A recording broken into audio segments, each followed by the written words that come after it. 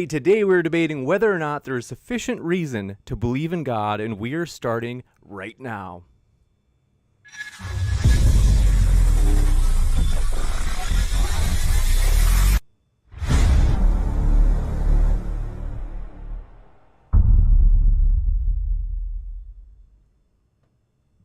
Ladies and gentlemen, thrilled to have you here for another epic debate. So, what we're going to have today is a tag team debate on whether or not there is sufficient evidence to believe in God. So, this is going to be a lot of fun, folks. We have two seasoned teams here of debaters, and so this is going to be a great time. Want to let you know I've linked all of our speakers in the description box. So that way, if you're listening and you're like, I like that, you can hear plenty more where that came from. And we are very excited to let you know as well, just a quick couple of channel announcements. First, if it's your first time here, consider hitting that subscribe button as we have many more debates to come. So for example, we are very excited. We have coming later this month, Jonathan Sheffield and Richard Carrier will be debating on the resurrection. So that should be a lot of fun. And also want to let you know, in addition, for today's debate, if you have any questions, feel free to fire those questions into the old live chat. And if you tag me with @ModernDayDebate, it'll make it easier for me to be sure I get every single question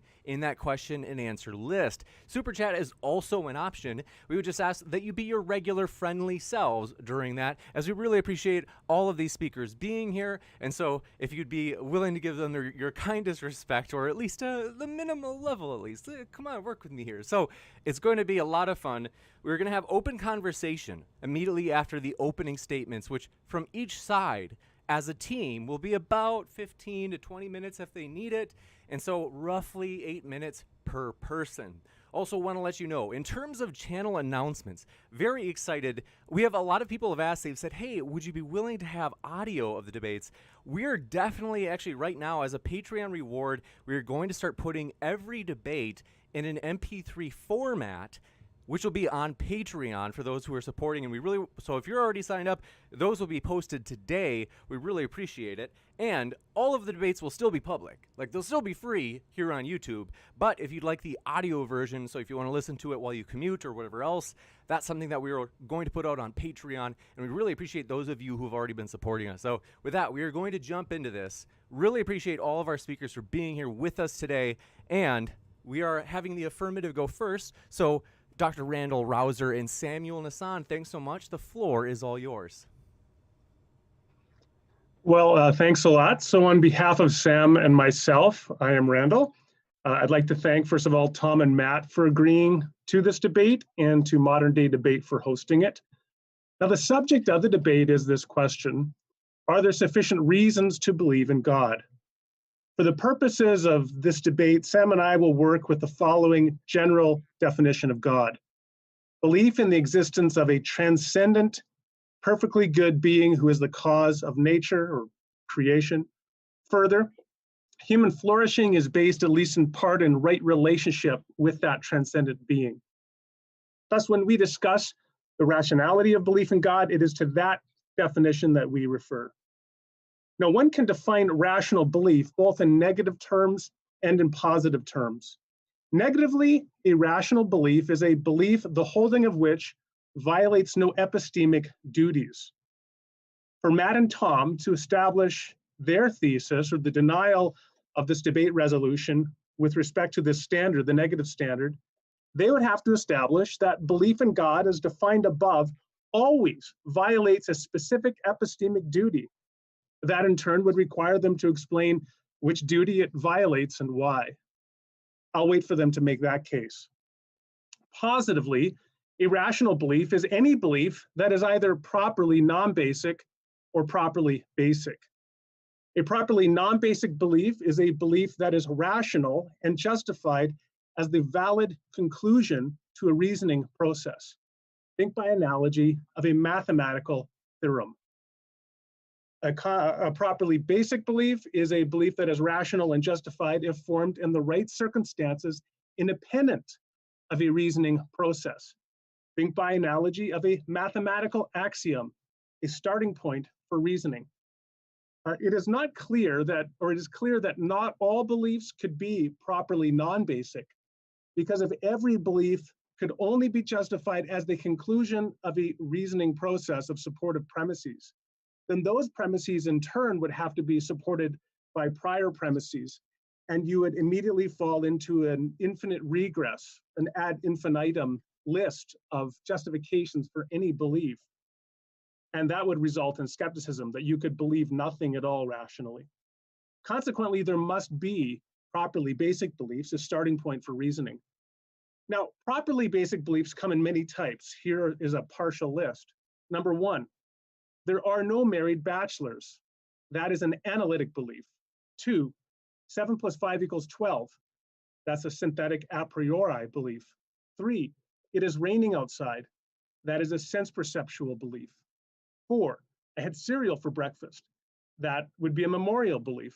5, it is wrong to torture a person. That would be a morally intuitive belief. And finally, 6, the restaurant is 6 blocks west. Now, number 6 is an example of a belief that would be formed, in this case, by way of testimony. Under the right circumstances, when another human being testifies to the truth of a proposition, then if you have no reason to distrust that human being as a witness, if they seem to be a credible witness, if there's no undercutting or rebutting defeaters, in other words, no reasons to reject their witness, then you are justified in accepting it and forming your belief based on it. Now, keep in mind that all sources of belief, whether basic or non-basic, are fallible.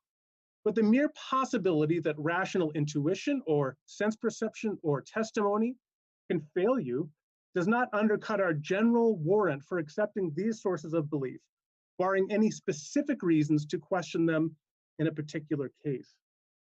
Now let's apply testimony to our question here. Imagine 2 parents, Amber the atheist and Chris the Christian. Amber teaches her child that God does not exist, while Chris teaches his child that God does exist. If there are no defeaters to the testimony of which either child is aware, then each child is justified in forming a belief in the proposition in question based simply on the testimony of their parent. Amber's child could be rational to believe that God does not exist based upon that testimony, and Chris's child could be rational to believe that God does exist based upon that parent's testimony. The Christian who wants to argue that atheism can never be rational based upon testimony has an explanatory burden to bear. Likewise, the atheist who wants to argue, as Matt and Tom do, that theism presumably cannot be rational based upon testimony has an equally onerous burden to bear. Keep in mind that belief in God, by our definition, is held by the vast majority of people on earth. Educated intellectuals and lowly farmers, or uneducated farmers, well, educated in the soil perhaps, but not in the technicals of philosophy. Highly educated scientists and housewives or house husbands, Oxbridge philosophers, small children, Nobel laureates, refugees, heads of state. Literally billions of people believe in God. Now, many of these people come to believe in God in just this way because of a trusted authority. A parent or a philosopher, a teacher or a scientist attests to the belief in God, and they form that belief based upon that testimony in a basic fashion rather than through a process of discursive reasoning. It seems quite clear that such belief can, in principle, be properly basic, and thus the possible vector of knowledge if God does, in fact, exist. It is the burden of Matt and Tom to argue that this is not possible, that all these people are thus irrational to accept belief in God based upon testimony. Suffice it to say, the burden is theirs, for we have no basis to think that theism necessarily violates any epistemic duties, and I think we have excellent grounds to accept that belief in God can be properly basic and thus rational based upon testimony. But theism can also be properly non-basic, that is, held by way of a discursive reasoning process. I will now invite my debate partner, Sam, to share some reasons by which one could have properly non-basic belief in God by way of arguments. Well, thank you, Randall. It's a joy to be able to debate with both Matt and Tom. Since the topic of today's debate is not whether the Christian God exists, but whether there are sufficient reasons for one to believe in God, I'll be presenting one argument called the argument from religious experience. By religious experience, I mean a subjective experience in which a person apprehends themselves to stand in relation to what they may consider to be the divine. Richard Swinburne, professor of philosophy at Oxford University, lists 5 kinds of religious experiences from the perspective of the one experiencing it. The first, public, ordinary experiences of God. This would be akin to seeing a mountain, or seeing the ocean, or even if you've taken a flight before, seeing the clouds, and just feeling this sense of grandeur that must be a great creative God who put all these things in place, and thus experiencing God from these ordinary objects. The second would be public, extraordinary experiences of God, mediated through unusual and uncommon uh, objects. For example, seeing a bush on fire that is not consumed by the fire. I'm of course referring to the incident, for example, that Moses describes as the burning bush experiences, or just miracles in general would qualify as a public, extraordinary experience of God. The third would be private, describable experiences, by which, of course, I mean that experiences mediated through private sensations that can be described in sensory normal language. Take, for example, the famous analogy of Paul on the road to Damascus seeing a vision of Jesus, or just visions or dreams in general, qualify as a private, describable experience. There's also number 4, private, non-describable experiences. For example, experiences that people have about God that cannot be described or captured by literal language. Take, for example, someone feeling a deep uh, calling to go into full-time ministry or something like that. This is something we hear a lot from atheists as well, that said, well, I've experienced that call to ministry, but of course, they reject it later on.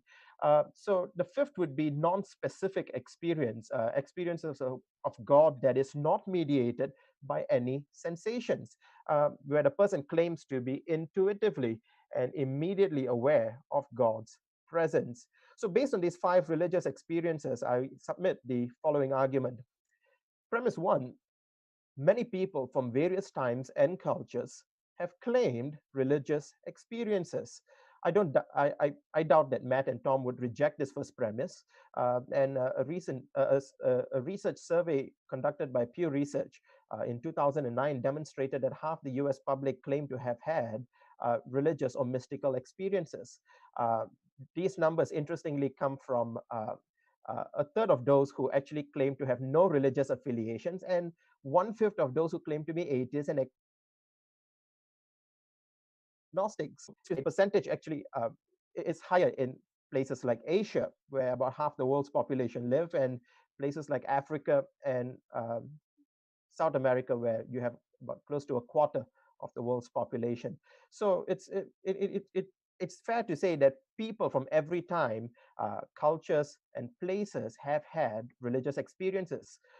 Premise 2, it is reasonable to believe these religious experiences unless we have evidences that they are mistaken. Now, this premise is based on 2 principles of rationality. The first is called the principle of credulity. The principle of credulity simply means that we ought to believe things as they seem apparent to us unless we have evidences that they are mistaken. In other words, the rational person is one who treats their basic cognitive processes as innocent until there's reason to doubt. Unwarranted skepticism is unhelpful in the pursuit of truth. For example, the girl that I love appears to love me, and it's rational for me, in the absence of any evidences to the contrary, to believe that she's not a planted assassin sent by some criminal organization to kill me. Is it possible that she is an assassin? Yeah, that possibility is always open, but it would be highly irrational of me to continue to withhold belief in her simply because there's no proof that she's not an assassin. So the principle of credulity simply allows me to rationally accept things on the way that things seem in the absence of defeaters. The second uh, principle of rationality is called the principle of testimony, and Randall has just shared a little bit about it. By testimony, I mean that those who do not have religious experiences, have not experienced it themselves, ought to believe what others who do, ought to believe the vast majority of people who do in the absence of evidences of deceit or delusion. For example, in this pandemic, I've not seen the coronavirus, and I doubt many of you watching from home have not seen the coronavirus yourself. But it's rational to believe that this thing is out there, even though we have not observed it with our own eyes. And I'm sure that both Matt and Tom would agree that conspiracy theorists and flat earthers, for example, are not rational in spite of the fact that they withhold judgment and they are skeptical of the claim that we have a spherical earth, or that their conspiracy theories where they continue to believe things are not as they seem. That's not a very rational approach. Students, for example, in school can rationally believe whatever their teachers teach them in the absence of evidences that would cause them to cast doubt on what is being taught. So I'm just applying the same principle to religious experiences, and I do suspect that Matt and Tom would disagree with me, and as would most atheists. But if they do, as my partner Randall has said, they will have to demonstrate that these religious experiences are mistaken and thereby cannot be believed by a rational person. And I look forward to hearing the evidences for that. And if they fail to do so, it would seem to lead to the necessary conclusion that therefore belief in God is rational. Now, in closing, let me say, does the argument from religious experience prove that God exists? No, it doesn't. It's not designed to, and that's clearly not the topic of today's debate. Does the argument from religious experience, will it convince Matt and Tom to believe in God? Will it impress them? I doubt so. I think for Tom and Matt to believe in God, perhaps they may have to have their own extraordinary religious experience. But does the argument from religious experience demonstrate that believers in God can rationally hold on to belief in God in the absence of defeaters? Absolutely. Thank you. You bet. Thanks so much. Appreciate that. And we will switch it over to our skeptical guests. Very excited to have them. Want to say really quick, saw new subscribers, Chris Powell and Christian Jensen. Thanks for subscribing. Glad to have you a part of the community. We'll now kick it over to Matt and Tom. Thanks so much, gentlemen, for being with us. Yeah, thanks for having us. I really appreciate Samuel and Randall for coming on today. I really enjoy those guys' arguments, so I'm happy they're here. Thanks for Matt for also taking the time to be here, and thanks for James for hosting it. So to jump right in, I believe there is no evidence for the existence of God. And when we're talking about evidence, what we're looking for is some reason to believe God exists in reality and not just in our imagination. Therefore, evidence would need to be something that can differentiate between our imagination and reality. And none of the proposed evidence or arguments that theists present can do this. So I don't think there's any evidence for God. Pretty much all apologist arguments are gods of the gaps, which I define as a kind of argument from incredulity, meaning I cannot imagine X could do Y, therefore X can't do Y, or I can imagine X can do Y, therefore X did Y. For example, I can't imagine how Y could be explained naturally, therefore God. If you break this down to its component parts, it's I can't imagine how Y could be explained naturally. I can imagine how Y could be explained by God, therefore God did Y. Now, obviously, the fact that you cannot imagine something is not evidence it cannot occur, and the fact that you can imagine something isn't evidence it did occur. More sophisticated versions of this fallacious argument do not explicitly state the person presenting the argument can or cannot imagine something. Instead, they present an argument from their imagination explaining why they can or cannot imagine something. Unlike empirical evidence, this method can't differentiate between imagination and reality. So instead of explicitly stating, I cannot imagine X did Y, the sophisticated argument from incredulity would be an argument such as X did Y as a contradiction, or X did Y cannot happen, or X, it's impossible that X did Y. So for example, take the argument, Y has no possible natural explanation. The supernatural can explain Y, therefore the supernatural exists.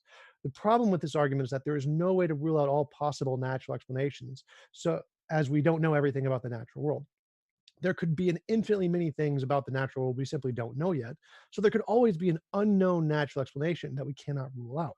Therefore, this argument is stating a fact, not stating a fact about reality. It only tells us about the psychology of the person stating the argument, namely that they can't imagine a natural explanation. If at some point we later discover that there is a natural explanation for X, even though they said it was impossible, well, then obviously it wasn't impossible after all, necessarily meaning their argument wasn't a statement about reality. It was a statement about their perception. They couldn't believe it was the case. This kind of argument has been used many times throughout history. One of the most notable examples is the argument used against Einstein's general relativity, in which time can bend. Many philosophers would argue that, well, time is a philosophical concept, so it can't bend. Yet we discovered empirically what it actually does, meaning that their argument was necessarily an argument from incredulity. They were simply stating they couldn't imagine time could bend. Therefore, they assumed that that was true about reality and then rejected Einstein's theory because of that, making it an argument from incredulity. Other common examples would be life cannot come from non-life, consciousness cannot come from non-consciousness. Typically, a gaps argument follows the form of nothing we know of can explain X. I can make up an explanation of X. This is evidence of my explanation. The more sophisticated versions go something like, given what we currently know, it is really improbable X can do Y. I can imagine G, and if G exists, Y would not be improbable, therefore this is evidence of G. The most common example of such an argument is the argument from the resurrection of Jesus, which goes something like, it is really improbable that a natural explanation can explain the historical accounts. I can imagine if God existed or if the resurrection did occur, this would be a good explanation of the historical accounts. Therefore, this is evidence of the resurrection, God, or miracles. The problem with this argument is that imagining that God exists and would do something isn't evidence God does exist or actually did the thing. The resurrection is just an imagined explanation with no basis in reality. There are infinitely many such imaginary things that we can come up with to explain an unknown. For example, what knocked over that cup? I can imagine there is a cup knocking fairy that exists, or leprechauns, or pixies, or unicorns, or magic, and that would explain the cup falling over. Is this evidence for any of those things? Well, obviously not, because none of these things that have been demonstrated to exist independently of just post hoc explaining the unknown, then they're just gaps arguments of I can imagine this thing doing that, but it's not actually evidence it did. Something we currently know about, no matter how improbable, like delusions, hallucinations, fabrications, birds, squirrels, any of those things, is always a more probable and better explanation than an imagined thing that has no basis in reality, like miracles, magic, gods, mythical creatures, the paranormal, supernatural, UFOs. So until these things that don't have an empirical basis have been demonstrated other than just being post hoc explanations of the unknown, meaning they make novel testable predictions that are confirmed, then those things are not reasonable explanations of the unknown. We can't use them until they have been independently verified to exist. Now, there's an even more sophisticated version of the gaps argument, which is the intelligent design argument, which goes something like, it's really improbable that natural processes could produce, insert some complex property of life. Intelligence or intentionality can produce this same complex property as seen in human design things. Therefore, it's reasonable to conclude intelligence and intentionality produce life. The reason this is the more sophisticated version of the gaps argument is that it plays a game of hide the fallacy, burying the I can and cannot imagine in the premises to make it look perfectly reasonable. In the intelligent design argument, the crux of the argument is based on this assertion that there is some complex property in life that is the same property that exists in human design things or design things in general. The problem with this argument is that that property is purely fabricated. It's purely an imaginary property. There is no such real property that has been demonstrated to exist in life and also in design things. It's purely a figment of their imagination. So the I can and cannot imagine is hidden in this property that they've asserted to exist. So most apologist arguments are gaps arguments that follow the form, I cannot imagine how X could be explained naturally. I can't imagine how X can be explained by God, therefore God. The cosmological argument is I cannot imagine how naturalism can create a universe without space-time. The resurrection, I cannot imagine how the historical accounts can be explained naturally. The fine-tuning argument, I cannot imagine how the concept of the universe came about naturally. The moral argument, I cannot imagine how a non-conscious thing can ground morality. The ontological argument, I can't imagine the greatest possible being, literally one of the premises. The transcendental argument, I can't imagine how you can account for math and logic without God. So in conclusion, all apologetics arguments are arguments from incredulity or God of the gaps, meaning they're all just versions of I cannot imagine how not God could do this or explain this. I can't imagine how God could explain this, therefore God. And such arguments do not provide a way to differentiate imagination from reality. Therefore, there is no evidence for God. I'll turn it over to Matt. So, hi. First of all, thanks for everybody for being here. It's the first time I've had the chance to interact with Randall and Samuel, and Tom and I only, I think, met once or twice before this at ACA stuff. So I'm thrilled to be here. Thanks for everybody for participating. Unlike Tom, I don't tend to say there is no evidence for God. And I do that for a very specific reason. And that reason is not because Tom is wrong. I agree with Tom with what he's saying. When he says there's no evidence for, he's talking about, and at least in my understanding, and he can correct me if I'm wrong, a very specific thing, and that is evidence for a proposition, not merely evidence consistent with a proposition. And so when I talk about it, I tend to not say there's no evidence for God, because then my theistic opponent will come back and say, but what about anecdotal testimonial evidence? That counts as evidence. And then you have to have this side discussion, which we're probably going to have today anyway. There's a couple things I want to clear up. And one is that for many years, I and many others have pointed out that extraordinary claims require extraordinary evidence. And while this is true, it is often confusing to people. And so let me make it more confusing, because that's the best thing we could possibly do today. All claims require sufficient evidence. The only reason that some claims seem or feel more extraordinary to us is because we are sloppy and lazy. We use the sum total of human experience as a weighted collection of evidence for something. And that's why if you say I have a pet dog, it feels very different to us than saying I have a pet dragon or God is real. And that's because, well, everybody knows dogs are real, dogs exist, people have dogs as pets, and we just include all of that sum total of human knowledge in our claim. And because of that, we would say that the claim there is a dog is mundane. And that's because it's already consistent with what we know. Whereas the claim that there's a dragon or a god or whatever is not mundane, and we view it as extraordinary. But the truth is, no matter what the claim is, it requires sufficient evidence for belief to be warranted. They just feel different for us. Now, if I were to say, Randall is a murderer, sorry, man. Should we just believe it until someone presents a defeater? Well, I would argue that no, the testimony alone is never going to be sufficient. The mere fact that we don't currently have a defeater, and Randall's free to try to prove that he's not a murderer. I don't know how you would do that. I don't know how you would go about proving that you didn't murder anybody ever in the history of the world. But if we were going to try to make a case for this, producing an eyewitness testimony saying, I saw Randall murder this person, that I would argue is now evidence for the proposition, because there's testimonial evidence that specifically ties to this.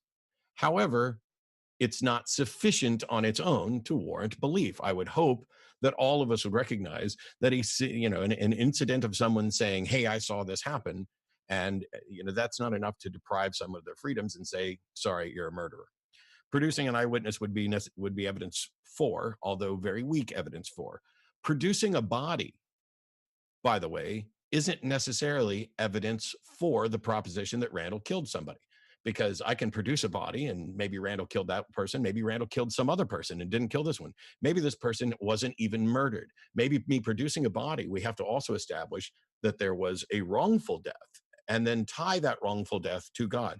This is the way we mess up in our intuitions about how we should think about things. Producing a body isn't sufficient evidence. We need to actually produce the entire case and make a strong case for it. And so when somebody tells me, hey, the restaurant 6 blocks down, okay, that's a testimony. And by and large, I'm going to take them at face value for that, but only for the extent of me going 6 blocks down to see if the restaurant is actually there. The proof is in that 6-block walk to the destination. That is when we are rationally justified in believing that the restaurant is where that person said it is. Because we also know that people can be mistaken, that people can be biased, that people can be wrong, that eyewitness testimony is incredibly unreliable. And so when somebody says, oh, just look at the grandeur, look at the, here's this, or here's an account of a religious experience, an account that identifies itself as a religious experience is not confirmation of a religious experience. And to simply suggest that because people report experiences, we should take them at their word on what has to be the single biggest and most important question we could ask, which is there some God that exists and knows and cares about us and wants any interaction with us? The notion that someone would argue that because people have reported religious experiences or because people have testified to these sorts of things, all of a sudden the burden of proof now shifts to the atheist to show that all of these people are in fact wrong. That's not the way the burden of proof works. And it would be a mistake for a defense attorney to walk into a courtroom and suggest that, well, the prosecution hasn't presented any physical evidence, but let me spend all my time trying to prove everybody who might make some claim wrong, despite the fact there's no physical evidence tied to this. And that's a case where in a courtroom, all we're looking for is beyond reasonable doubt. And we're talking about an individual's life. on an issue where whether or not there's a God exists, whether or not a God exists, this is far more significant than a stolen bicycle. And yet the defenders of this God don't seem to be able to produce a body, don't seem to be able to show that the body was in fact wrongfully killed, and don't seem able to present any evidence that ties it to that God. So if all we're getting is that it's rational to believe in God because there's a bunch of people who believe in God, I will continue to say that is not sufficient reason. You bet. And with that, we'll jump into open conversation, folks. So thanks so much. Another quick reminder that all of our guests I have linked in the description just for you folks. So with that, thanks, gentlemen, for being here. The floor is all yours. Okay, so let me jump in then. The way that Matt and Tom have both approached this is by objecting to arguments for God's existence. But of course, the first part of our presentation was that arguments need not be required because one can form belief basically upon testimony. That was one example. And interestingly, Matt concedes the point. So he says, yeah, you could form belief based upon testimony that the restaurant is 6 blocks away. So keeping in mind that the actual burden of proof you've assumed here is to show that every single person who believes in God is irrational. Can I question? Yeah, let me just something. I just wanted to know if this was free form or if we were going turn by turn. Just clarity on order. You bet. Freeform, Open style. Just convo. Okay, go ahead. I'm sorry, Randall. I just wanted to make sure I wasn't interrupting inappropriately. Yeah, no problem. Feel free to interrupt appropriately at any time. So, okay, so the claim was that every single person, several billion people on Earth, believe in God under the definition that we provided, and the assertion that they're all irrational, even though many of them hold belief based upon this properly basic testimonial formation. It's a very strong claim you have to defend that in every one of those instances, those people do not have sufficient reason based upon the grounds of the testimony they've received in order to rationally believe in God. So I'm wondering directly, how would you show that the argument I presented with respect to proper basicality failed? Let me jump in there if I can. So were the people in Rome reasonable to believe in Zeus and Thor, or Zeus and Hercules and Medusa and all those people based on the testimony of their parents and the testimony of the people who lived at the time? Why not? At that time, they didn't have any defeaters to that. I just said in my opening statement that an atheist parent could teach the child, and the child could rationally form belief in the non-existence of God based upon their testimony. Yep. So if they're rational to believe all those things, and yet now we know today through science that lightning isn't created by Zeus and that all those entities don't exist, we know for certain that that methodology has been proven to be extremely unreliable. We know not just in the case of the Greeks and the Romans that their gods don't exist and were false, but also the Norse gods and fairies, leprechauns, unicorns, magic, miracles, lots of things that people have been taught by their parents, Santa Claus, are not real. And so we know that that methodology of believing things based off of testimony from parents is an unreliable method. It's like using a broken compass to try and guide which direction you should go. And so using that as a basis to ground knowledge is irrational because we know it doesn't work. And as far as we know, pretty much throughout history, in all cases that are related to things outside of just the normal stuff in your life, it's false. That methodology does not give us any reasonable information. Like it can tell us there's a store 6 blocks down the street, or that there's a dog over there, or that chickens taste good when cooked or whatever, but it can't tell us anything about the fundamental nature of reality or God. Here, the problem is that the statement you just made is self-defeating, okay? Because the way that when we are infants, when we are toddlers, the way that we form beliefs about the world is in large part through the testimony. We learn language through testimony of our parents and caregivers and others. And if you're now claiming that the testimony is sufficiently unreliable to provide a sweeping undercutting defeater for all testimony, then you've just undercut all the testimony you've ever received from anyone back to when you were a 1, 2, 3-year-old learning your first words. Right. That's why I said there's testimony is reasonable in certain cases, like saying there's a house 6 blocks down or the chicken tastes good. In those cases that already have an empirical basis, it's reasonable to believe testimony, like if they're just mundane claims, as Matt pointed out. But if you're making claims about the fundamental nature of reality, like that Zeus exists and causes lightning, those are the ones that we have demonstrated false with science. Like the testimony that there's a house 6 blocks down, science is going to confirm that. So those kinds of claims are reasonable to believe based off of the testimony of parents teaching their kids. But the claims about the fundamental nature of reality that have no empirical basis, those are not. Well, if I can jump in for a second, because Randall started this off by claiming that I said that one can form belief based on that testimony. And what I would point out is that if somebody tells me the restaurant's 6 blocks down, is it possible for me to form a belief that the restaurant is in fact 6 blocks down? Yes. Does that mean that it's rational for me to form that belief? No. I would argue that the belief that may be rational to believe is I am convinced this person is more than likely honestly trying to direct me to where the restaurant is. That is what is the default assumption when I'm engaging with someone who I don't know.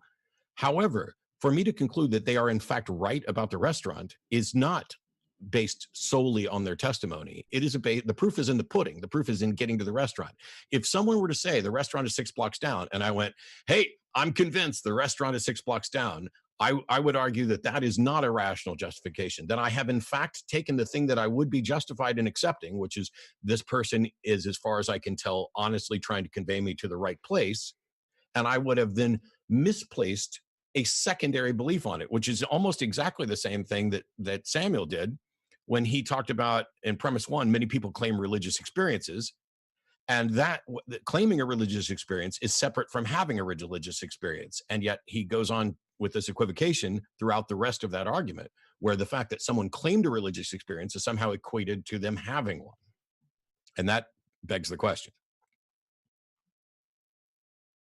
I'd love to jump in, but Sam, do you want to respond? Yeah, I was just wanting to see whether you wanted to jump in. Yeah. So Matt, so what you're essentially saying, just to understand you correctly, you're saying that it's equivocating when I say that people claim to have religious experiences and people who actually have religious experiences. Is that right?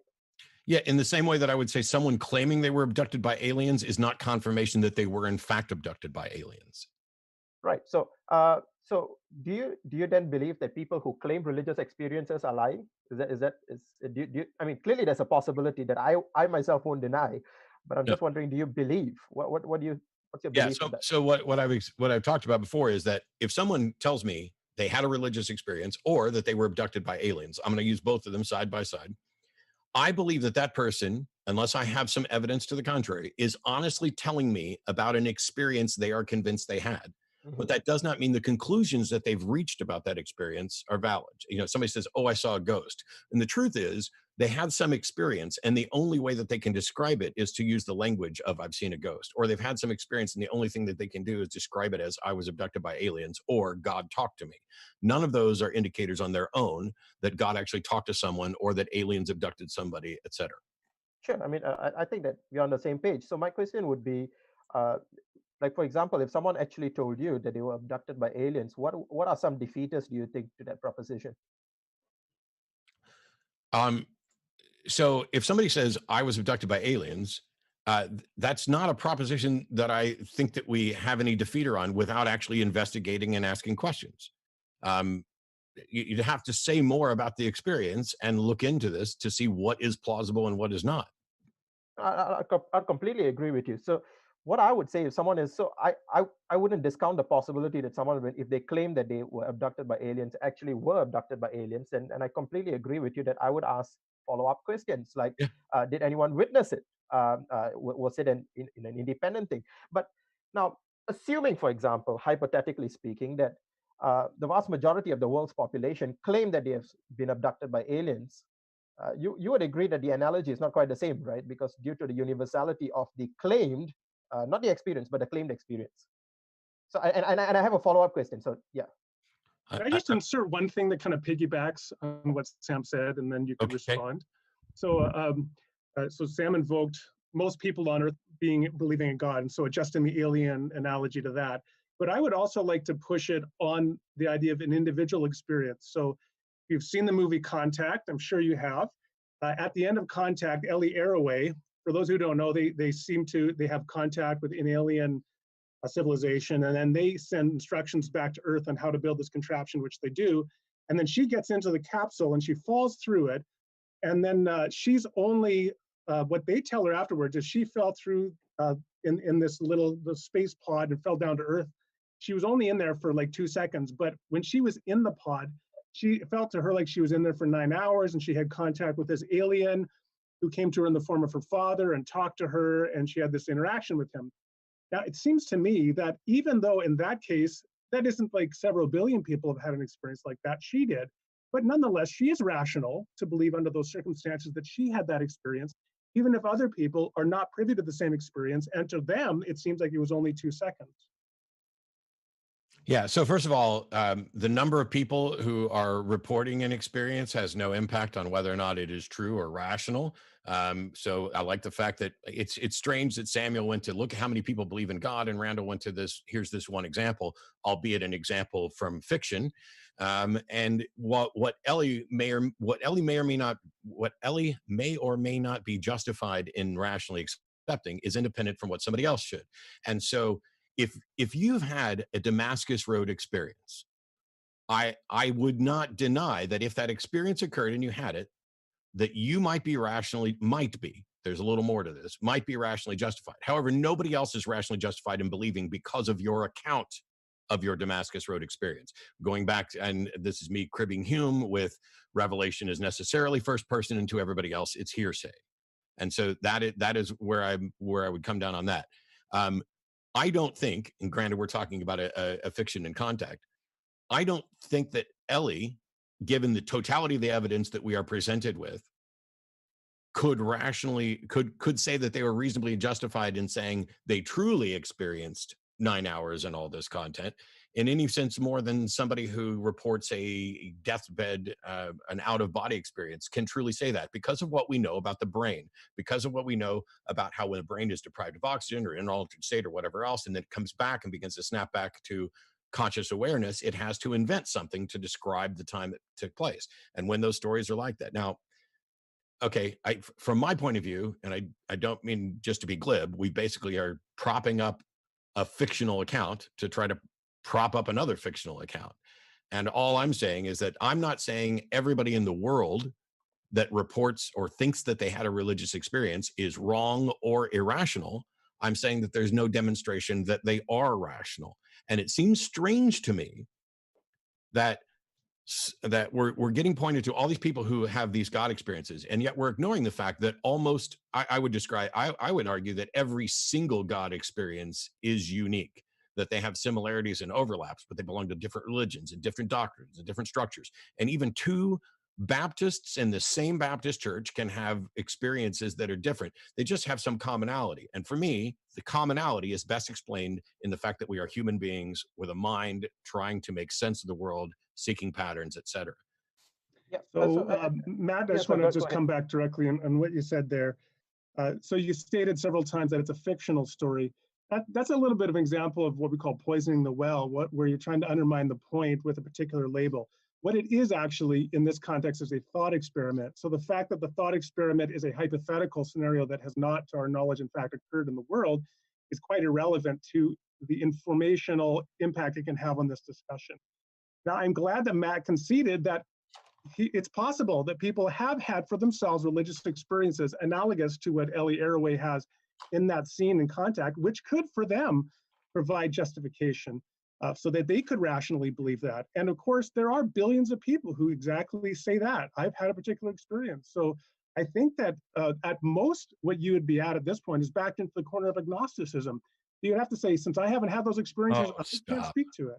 Oh, okay. First of all, agnosticism and atheism are not mutually exclusive. They answer two completely different questions. But this discussion here, which, by the way, in Randall's opening statement, he declared exactly what Tom and I need to do, and that is we need to provide a defeater to the resolution. Well, I'm sorry to let you know, maybe you're reading from old notes, but there's no resolution for this debate. It's just listed as sufficient reasons to believe in God, ? It's a discussion about whether or not there's sufficient reasons. Me pointing out that you cited a fiction to support something else that I think is fiction. Yes, okay, whatever. But I did, in fact, address the thought experiment aspect of it. And me saying that someone may be rationally justified is noted and expanded on about the fact that even if you, Randall, were rationally justified in your belief about God, that would not serve as a rational justification for anybody else. And in order for me to be convinced that you were, in fact, rationally justified, you would have to demonstrate that.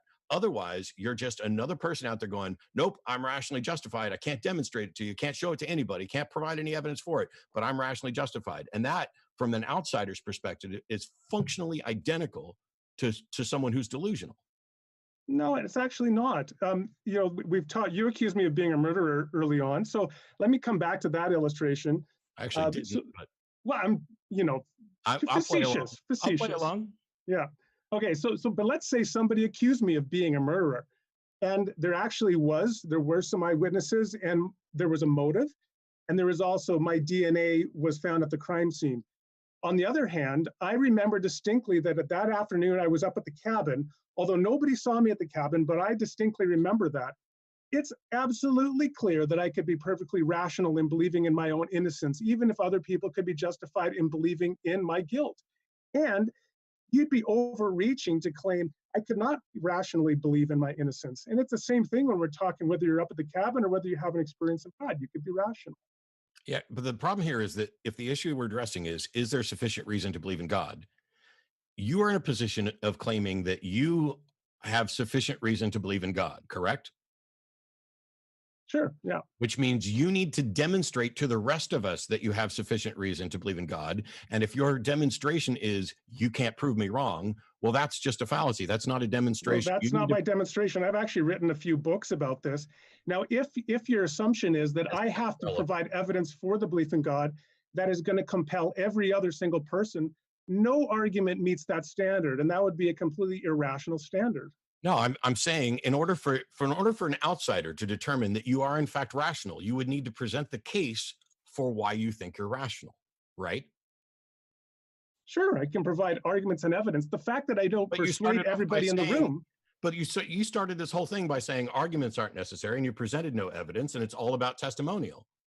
No, I actually presented that is an argument. I presented an argument based upon proper basicality. Okay.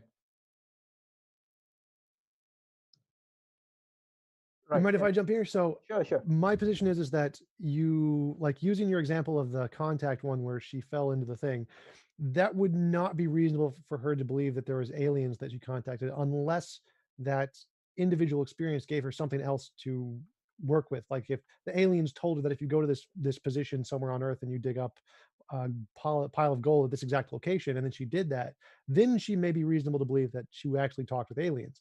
But just having an experience with her father and having things that could purely be done by her own mind would not be reasonable for her to believe that she talked with aliens. Testimony, like you mentioned, that believing you're not a murderer because you remember yourself being in the cabin would not be the same as believing in a God, because those are two different categories. Like the extraordinary claims require extraordinary evidence. If you think that if you remember being at the cabin, then maybe that would be reasonable to believe you weren't the murderer. But if you remember yourself being abducted by aliens during that time period, then it's probably the case that you had a delusion and you may have committed the murder. And so it wouldn't be reasonable for you to believe you didn't if you remember yourself being abducted by aliens. The testimony is only reasonable if it's testimony of things that already have an empirical basis, things we already know exist in the world that are not purely imaginary. If you have testimony of other things, yeah. Go ahead. So I'll make a statement and then a question, and then I'll let Sam get in after that. But I need to respond to that. So the statement. Well, so first of all, you've been. So the statement is you're talking about what's extraordinary, right? Well, in fact, I hate to break it to you, but to the vast majority of people on Earth, belief in God, such as we've defined it here, is not extraordinary. So it seems to me that actually that's true. So it seems like you're just projecting your plausibility framework on everybody else and say, well, for me, that's extraordinary. This is not extraordinary. So you have to have additional evidence for that. Well, to persuade you, yes, but that doesn't mean they have to have additional evidence for them to be justified, because they have a different background set of beliefs, or what we call a plausibility structure, than you do. Now, Tom, you've been talking about this empirical corroboration, and it seems like you're appealing to a general epistemic principle here, that you have to have empirical corroboration in order to be justified in believing something. And if that is the case, you actually believe that, then I'm wondering, what's your empirical corroboration for the principle such that you can be justified in believing it? No, the argument is that you need empirical corroboration of something that has no basis in reality. Like you need some way to differentiate imagination from reality. That's so for like if I saw question begging. No. So like if I saw a dog, that would be reasonable for me to believe just based off of I see the dog. If I saw a unicorn, I should immediately think probably not the case. I need some other way to verify that unicorns exist and shouldn't believe that. So what was the first thing you said? It was. So the first one was that you're projecting your plausibility framework and saying, right. So then that's the demand for everybody. Right. So I'm in that case, you said I needed some more evidence. And my other evidence for that is the fact that when people base beliefs off of testimony of their parents or whatever, or their personal experience, we know for a fact that gets things wrong consistently throughout history in every possible case that doesn't already have this common empirical basis like dogs. Like we know aliens, UFOs, Bigfoot, Loch Ness Monster, Thor, Zeus, all of those cases, which were all based on the same kind of evidence. We know that science has shown those are false, those are wrong. So we know this methodology does not work. And that is a defeater for using this methodology to ground your belief in a God, because it's the same category of things. Yeah, I think I already responded to that by saying, if you follow that principle consistently as an undercutter for all testimonial evidence, then you would undercut all your beliefs to basis to believe anything, because the vast majority of our beliefs are based upon evidence in the early or testimony in the earliest formational stages of our lives. So you ultimately back into what I'm accusing you of here, which is projecting your plausibility framework onto the entire human population and saying, well, if they don't match your plausibility framework, then they believe extraordinary and unjustified things. Yeah. Well, no, we'll be quiet now. Sorry, the problem here isn't that we're trying to impose like our framework on people. We're trying to impose a reasonable framework on people. So it's not about, it's not like Tom and I sat here and came up with skepticism and science and how to establish the burden of proof. It's a bunch of great thinkers over the years kept saying, you know what, if we allow this standard of evidence, then all sorts of stuff gets in, which is conflicting. Which is why if testimonial evidence is deemed rational enough to be supportive of a God belief, now all of a sudden that has to be granted to every God believer. And so now you are claiming that there are a bunch of people who believe in a bunch of different gods and they're all rational. And that sets up something that is in conflict with what we know to be true, which is they cannot all be correct. And so we need something. We're not talking about correct. I mean, rational and correct or having knowledge are two different things. Yes, people can rationally disagree. That's not a big revelation. I get it. It's the thing is, if you're going to say that something's rational and you provide the foundation that you're providing does not offer a way to delineate between the belief that you derive from that supposed rational or non-extraordinary structure. If you have no way to delineate the belief that you accept from it and the belief that somebody else accepts from it, then I would argue that by definition, it cannot be rational. If a methodology can lead to two different, mutually exclusive conclusions, then that is not a method at all. And how dare anyone suggest that they can be rationally justified by appealing to a method that can lead to different conclusions? Well, one of the issues to keep in mind here, again, is that people actually do have different data sets when they come to data, different plausibility frameworks, different worldviews, and those provide the interpretive grids for the data. And so it is possible that data can be underdetermined such that it can be interpreted consistently relative to two different worldviews, plausibility frameworks, or interpretive structure. No, because now what so what we're talking about when we're talking about whether or not something's rational isn't just on an individual basis. It's like when you go to court and they have a different standard, like what a reasonable person would accept, what the average bystander would accept, what an expert, a recognized expert in a field would accept. If we wanted to, we could say that every child who was taught by their parents that God is real is rationally justified. Therefore, ta-da, it is rationally justified for people to believe in God. Except that I don't think we're looking at this on the, can we find some individual for whom they are rationally justified because they are monumentally ignorant of the world around them. I think we are looking at this from the spectrum of humanity as a whole and the bulk and wealth of human experience and understanding. And if that's the case, then we're not talking about whether or not an individual can think that they are rationally justified, but whether humanity as a whole, given the wealth of human knowledge and understanding about best methodologies, would think that this individual is rationally justified. Well, most people that have access to some degree of the wealth of human knowledge actually disagree with atheism. So I think at the least we could grant them prima facie that they very well could be rational to do that. Yes, except none of them have presented rational evidence-based arguments to support their belief. They are enculturated into this. It is not the fact that science has confirmed the existence of God just because some scientists also believe in a God. That is a monumental error in categorizing what's going on.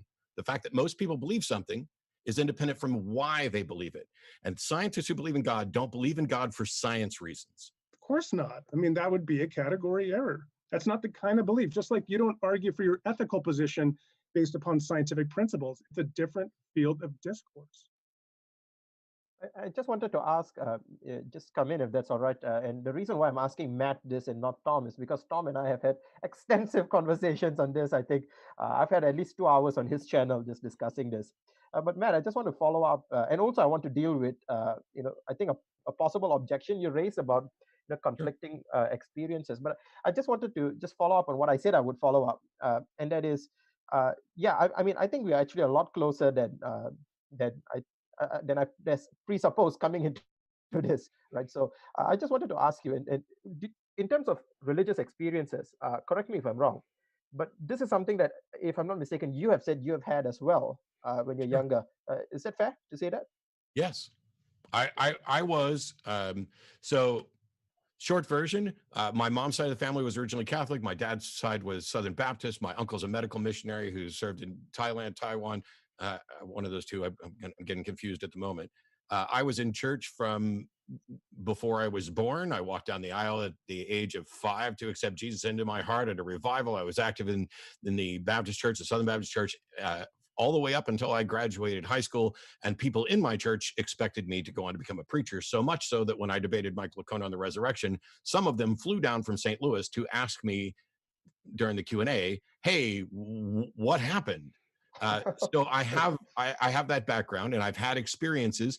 Now, I can't say that my experience was the same as somebody else's, but when somebody describes like their experience of being in church and feeling the Holy Spirit, I've had an experience which is indistinguishable from that in description. I just don't happen to think that the Holy Spirit is the best explanation for it, because I've had similar experiences on drugs, from secular music, from secular art, from really good meals, things like that. Not identical, but similar like that. So yeah, I've had those experiences. Right. So when you mentioned, for example, that people have different kinds of experiences and they're not the same, I actually take that as an evidence of non-corroboration, that you're not finding people. I would find it really interesting if people came up with the identical experience, and then I mean, it's almost like when people claim that they're speaking in tongues, but you find them saying the exact same thing the other guy is saying, and you begin to have your doubts. Are you just repeating what the other guy is saying?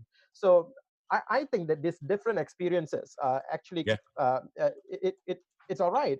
But I'm very interested to know, for example, what would you consider, at least for yourself, because I'm just interested in understanding, what would you consider for yourself to be like a defeater, to show that this experience that you had, not what I had, not what other people had, was not real. No.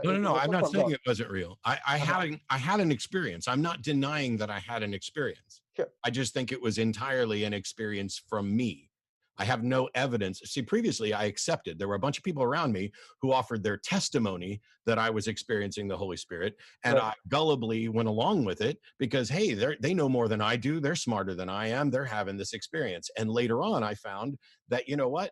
That experience, there's nothing to tie that to the Holy Spirit. There's no evidence to tie that specifically to the Holy Spirit, other than that's what people are telling me. And what people are telling me cannot be good enough, because these people disagree on every manner of everything else. Where is God to clear this up? If God is willing to give me an experience of the Holy Spirit, then God should damn well be able to step up and answer a clear question, and not put me in a position where I need to keep debating about whether or not I'm personally rational, or whether the world should consider I'm rational, or whether there's evidence for it.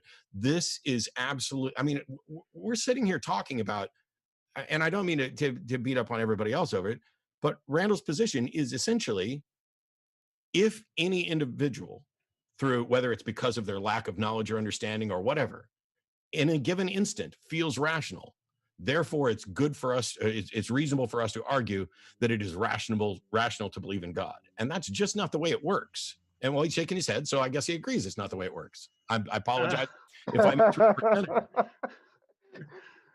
Randall, did you want In case you didn't hear that, I said I apologize if I misrepresented it.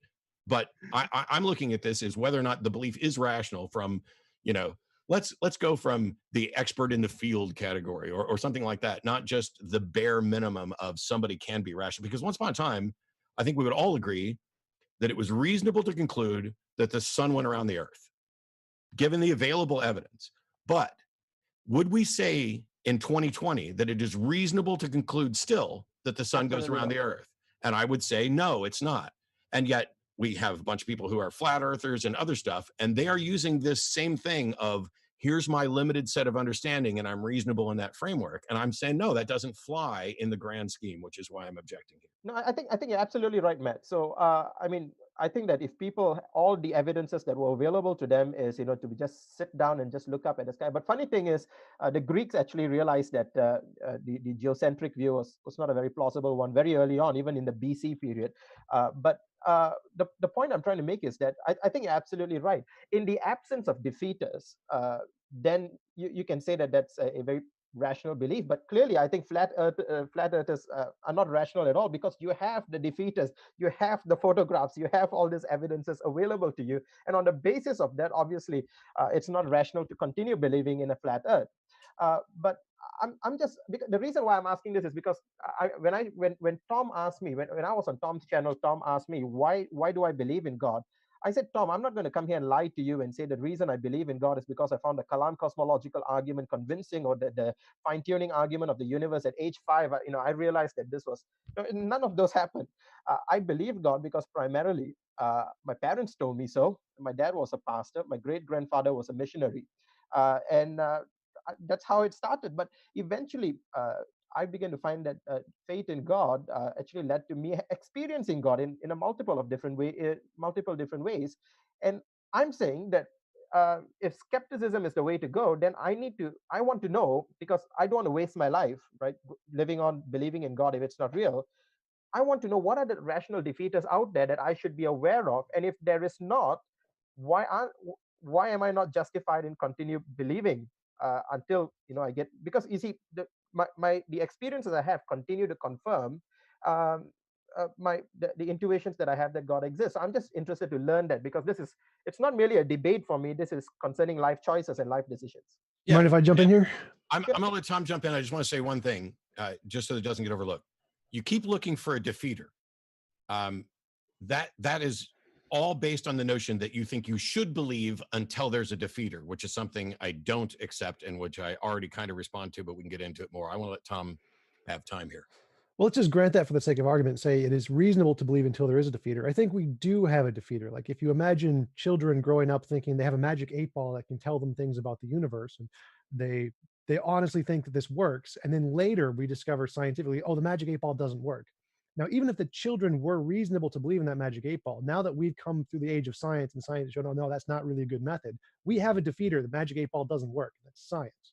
And the same thing applies to our testimony and intuitions as human beings. It's like, we have a defeater for that. We know those things don't work. We've proven scientifically those are really bad methods to try and assess the truth of the universe.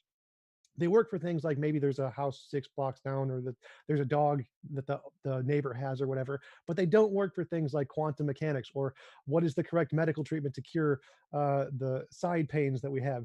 Like, our intuitions and testimony do not work for those things, and they don't work for the fundamental nature of reality. So we have a defeater for those. We have demonstrated that our intuition and testimony do not work when trying to discover the fundamental nature of reality.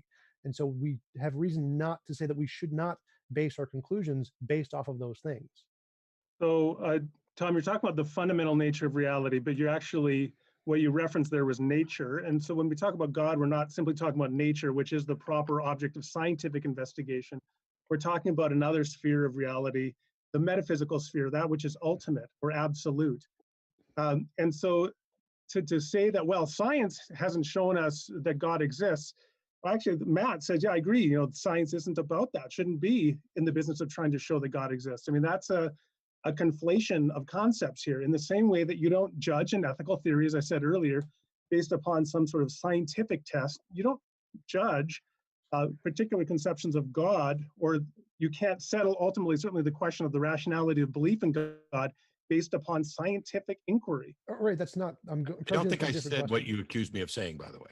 So I'm saying that the methodology you're using to try and differentiate, is this thing imaginary or real, doesn't work. So you're claiming that there is this God thing, and this God isn't just a part of our imagination, it exists in reality. And when we say, we use that kind of terminology quite often, like we think Zeus exists in reality. That was a metaphysical claim. It wasn't a physical claim. It was about the fundamental nature of reality. I think Zeus and Cronus were, and voodoo and all those things are metaphysical claims. And so whenever someone claims that there is this thing that exists not in our imagination, in reality, we discover that scientifically, oh wait, no, that was actually false. And so we're using that method of, I have this testimony to judge whether this thing exists in reality.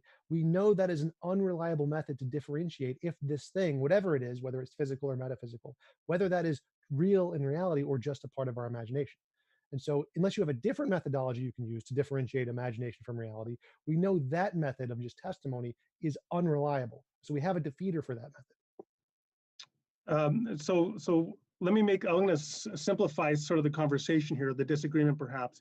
So we're talking about that which is unconditionally and non-dependently real, the ultimate. What's the nature of ultimate reality? And there are two sort of basic positions we could think of. Ultimate reality is a personal reality, or it's an impersonal reality. It's an agent cause, or it's a non-agent cause. And the theist is the person who says ultimate reality, that which is unconditionally, non-dependently real, is an agent cause. It's a personal reality. The atheist is the person who says, no, I think it's a non-personal or a non-agent reality. So if you want to argue that a person cannot rationally believe either one of those claims, I mean, fine, you can undercut the rationality of atheism if you like, and say everybody ought to be global agnostics about the ultimate nature of reality. Oh my God. Well, I mean, Tom's the one. Atheism is not the assertion that there is no God. Atheism is not accepting that there is a God.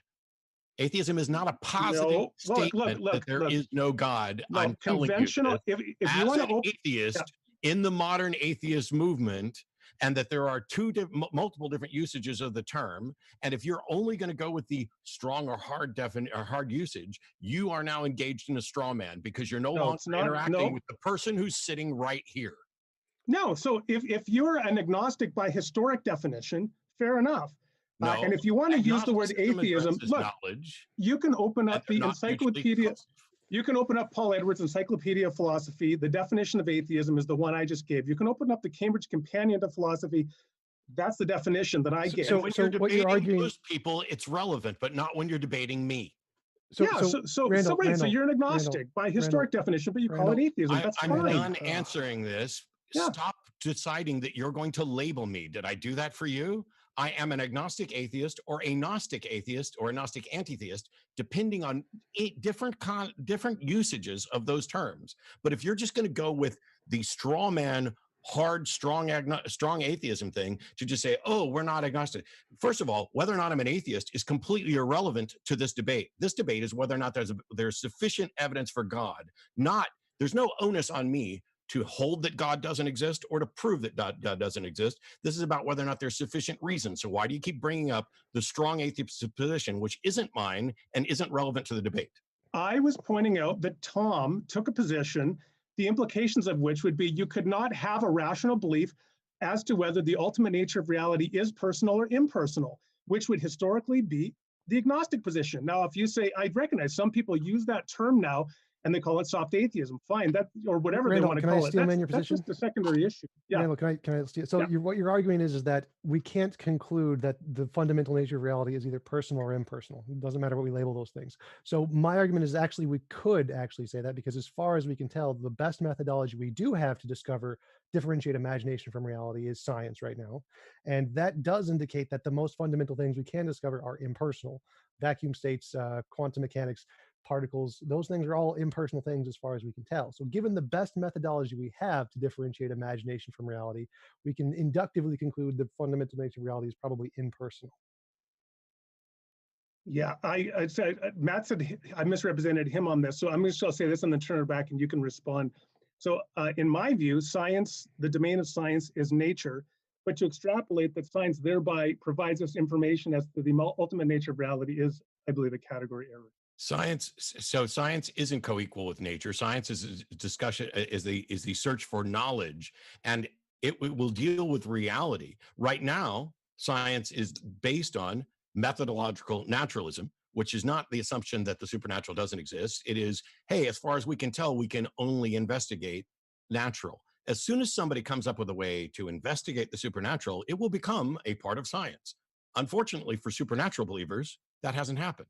And so they don't have any strong, epistemologically sound, methodological process to confirm the supernatural, which is why we spend our time talking about how we should just accept testimony until we can find a defeater for it. And that's just wrong.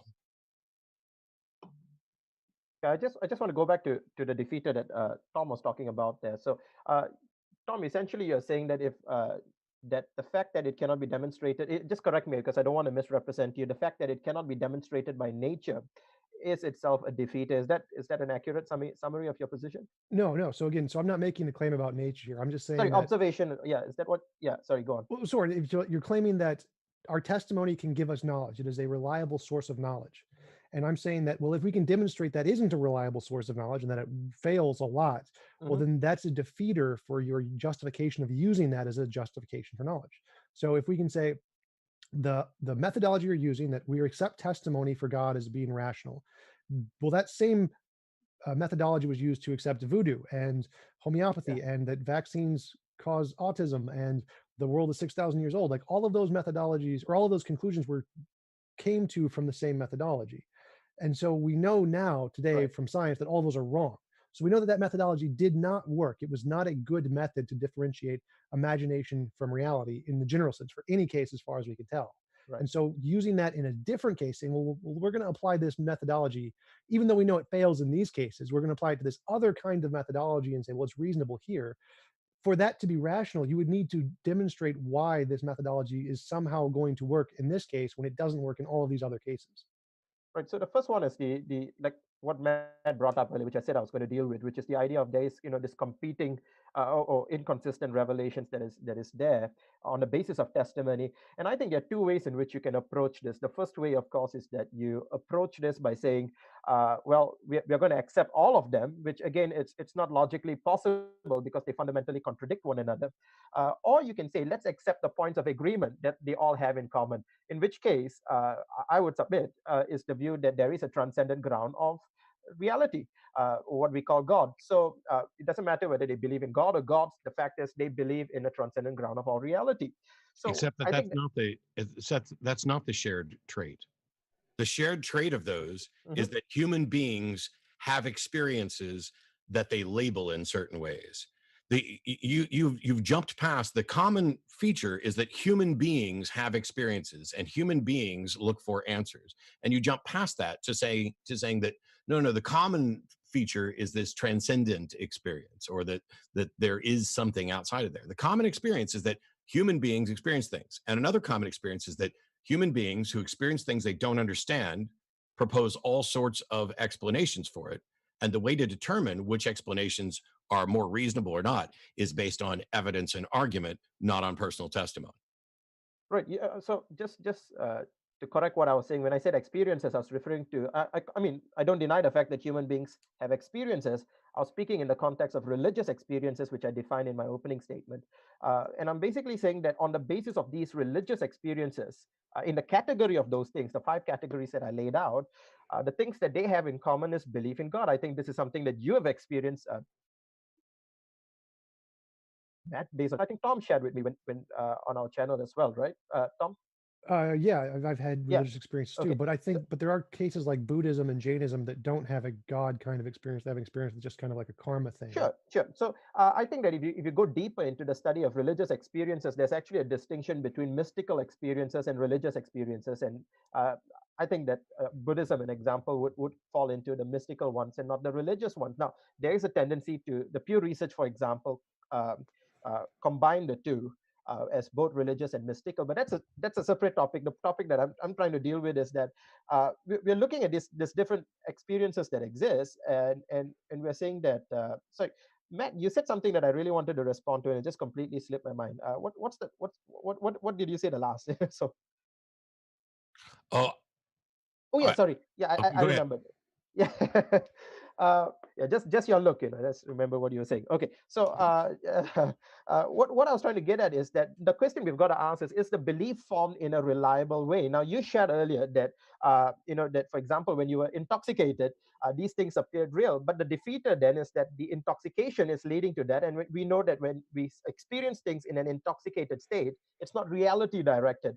But I'm wondering that I know Richard Dawkins has raised this up, and I've spent a lot of time. In fact, when I was doing my MTH in Malaysia, I was actually working on the Sensus Divinitatis and looking at the cognitive science of religion research by the likes of Deborah Kellerman and so forth, where they talk about how the children are intuitive theists. They have a predisposition. They are hardwired. In the words of Paul Bloom from Yale University, all of these two are atheists. Claim that there's a hardwiring towards religious tendencies. And I know that Daniel Dennett has done a bit of work on this as well.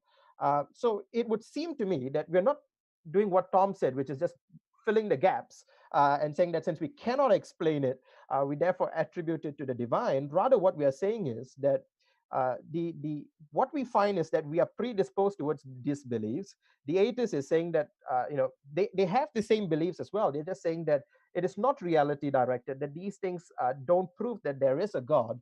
But I'm just wondering that the fact that it shows that this is what humanity at whole is hardwired towards itself would lend credibility to the fact that it could be reality directed and it's rational to believe in them.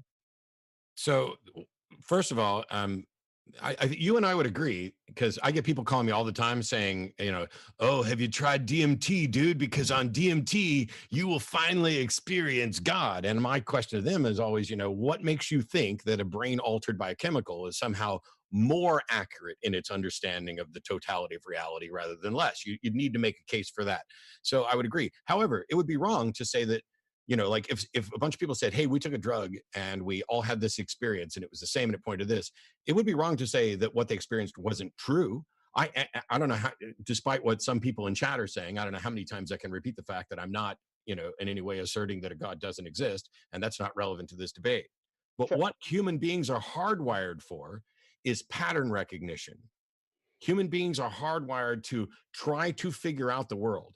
And in some cases, there's different categories of errors. There's thinking X is the case when it's not, and thinking X is not the case when it is. And one of those two scenarios is far more dangerous. Like if there's a rustle in the bush and you think, that's not a tiger, and you just go sticking your head in the bush, that's going to be more dangerous. And the person who thinks it's a tiger, even when it's just wind, is more likely to survive and pass on. So we have been designed unintentionally, unguided through evolution to be the offspring of people who leapt, who in many cases ran away when there was no good reason for it, or who reached a wrong conclusion, because reaching a wrong conclusion is not what we're actually selected for. As long as it doesn't cause you to die, it's not a bad enough wrong conclusion. And so to suggest that human beings are hardwired towards the religious, I would argue is really, you might as well say human beings are hardwired towards not being comfortable with saying, I don't know what the right answer is, and therefore accepting whatever feels like the right answer at a given time, which is why we rely on people's testimony. Is it rational for me to believe there's a God just because my mom wrote me a letter? My mom, and this is a true story, my mom wrote me a letter that said, honey, your mom would not lie to you. There is a God. That's like the opening lines from my letter. Now, I don't believe my mom is a liar. I don't think she's making this up. So therefore, am I rational to believe in a God based on that letter? No, absolutely not. Okay. And so we need something more than testimonial stuff, because my mom could tell me that Jesus is real, and somebody else's moms could tell me that Allah is the only prophet of God, et cetera. So we need something that actually gets down to, hey, this is evidence for a proposition, not merely, as I noted at the beginning, evidence consistent with a proposition. Testimony is consistent with everything. Yes, Faith so is not a path to truth. absolutely. I So think you guys are equivocating on testimony, because in some cases you want to admit that testimony, you can walk 6 blocks in order to get to the restaurant. I explained this. Yeah, so testimony, all knowledge, as I said, and rational belief is fallible. It can mislead you. It doesn't mean that we have a excuse me, basic grounds to be skeptical of testimony or of others. Now, you both said extraordinary claims require extraordinary evidence. It seems to me that really what you're saying is claims that are extraordinary to me require extraordinary evidence. Now, fine, relative to your data set, your background set of beliefs, you might require more evidence than another person.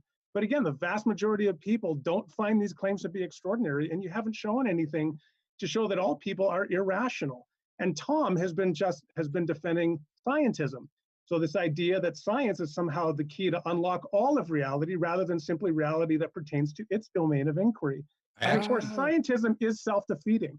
I actually did do the thing maybe that you accused me of not doing. So when I spoke earlier, I pointed out that the claim extraordinary claims requires extraordinary evidence is us smuggling stuff in. And the truth is every claim requires however much evidence is sufficient. It's just that some claims are more consistent with the facts of the world.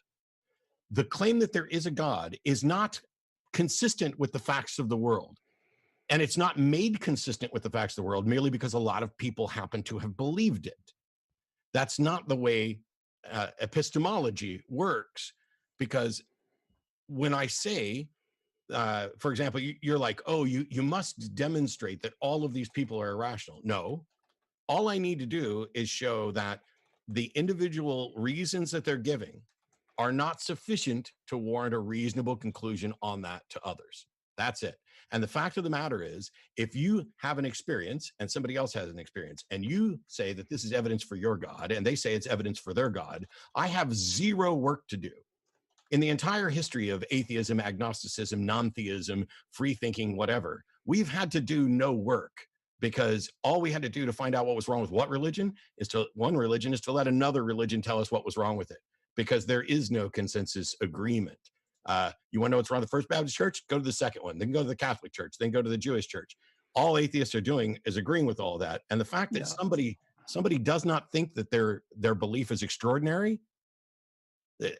is irrelevant, because they can be wrong about that. They need to show that their belief isn't extraordinary. And if in fact they're appealing to the supernatural, which has no supporting evidence, it cannot be confirmed and leads to multiple different views, how can you say that's not extraordinary? Okay, well, I find your beliefs extraordinary, so I guess you need to demonstrate that they're not extraordinary to me. Sure. Now you want to talk about what belief do you find? What belief of mine do you find extraordinary? Well, the belief that you're defending that people can't be rational to believe in God, for example. I didn't say that rational people couldn't believe in God. The subject of this debate, for like the third time, I don't know if you're whatever, is sufficient reason to believe in God. Not whether I've argued, not whether or not an argument. No, not whether or not you can be rational and believe, but whether or not there is sufficient reason to believe in God. Yeah, and I've been providing that. So the fact that you aren't persuaded by my testimony or by my argument does not mean you win. What you have to do is to show. What it does mean is you need to show why testimony should be considered reliably sufficient to warrant reasonable belief. And you haven't done that. And we have done things to show that testimony, is it possible for testimony to lead to true and false beliefs?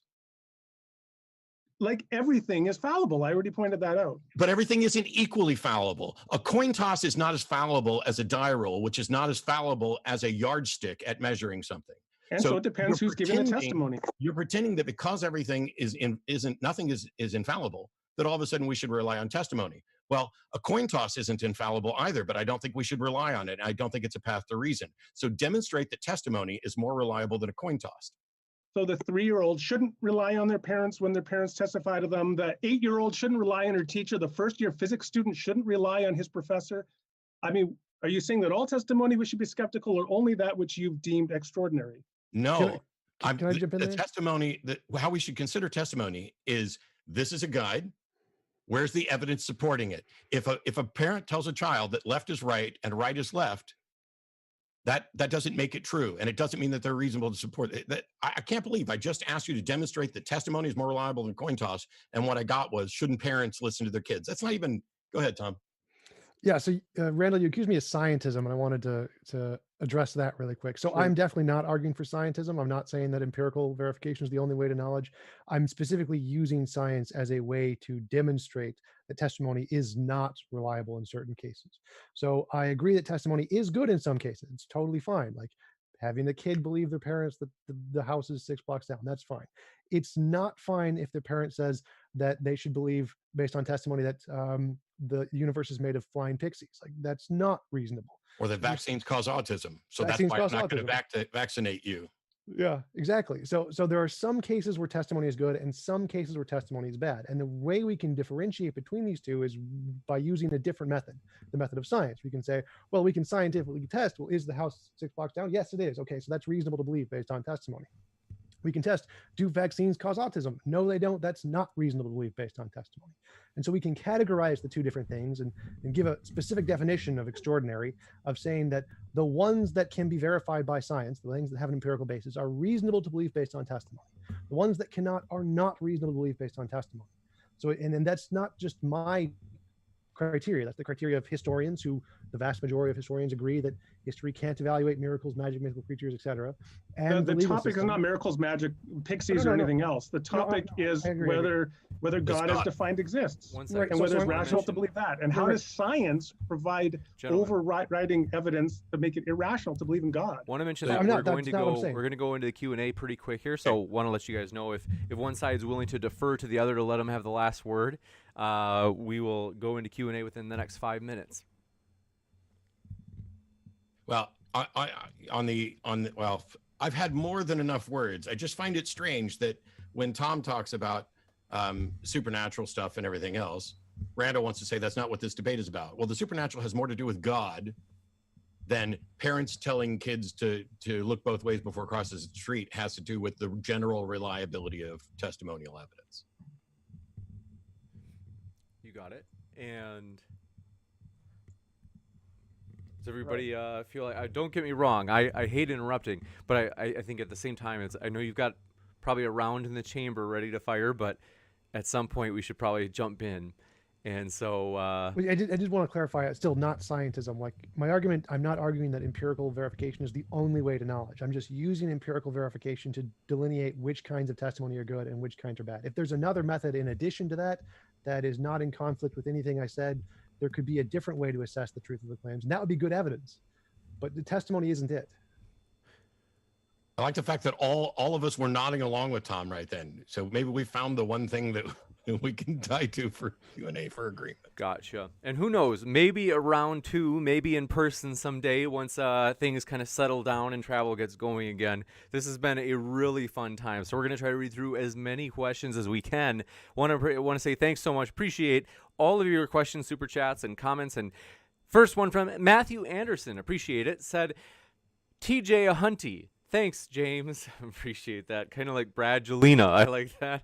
I thought these were great teams, and I was so glad in the chat. A lot of people were saying, like, this is a really cool debate. I couldn't agree more. Dave Dalfior, thanks for your super chat, said, James, congrats on the success of the channel. Well, I have to say, all credit to the speakers. They are what makes it fun here. So we're excited about today's debate. This is a really good one. And Apple Pie, thanks for your super chat, said, question for Tom. Who do you think has the best facial hair? And hi, James. Do they mean best facial hair in the debate, or do they mean ever, no, Tom? It's clearly James. James has the best facial hair. Thank you, Thomas. I've never heard that. I appreciate that. Josh Killian, thanks for your super chat. Said, just gave a super chat, no comment. Let me know if you want to add one. Andrew Handelsman, thanks for your super chat. Said, hope all is well, everyone. Well, you too, Andrew. You hope you're healthy and well. Joshua White, thanks for your super chat, said, oh, this is an interesting one. Okay, so he said, for each side, is it a problem that philosophical argumentation seems to address the probability of a generic God while commonly argued by believers of a specific God? I think they mean, I'm not sure if they mean, like, is it a logical coherence problem or something, maybe an ethical problem? But what do you guys think about that? We can hear from everybody on this if you have an opinion.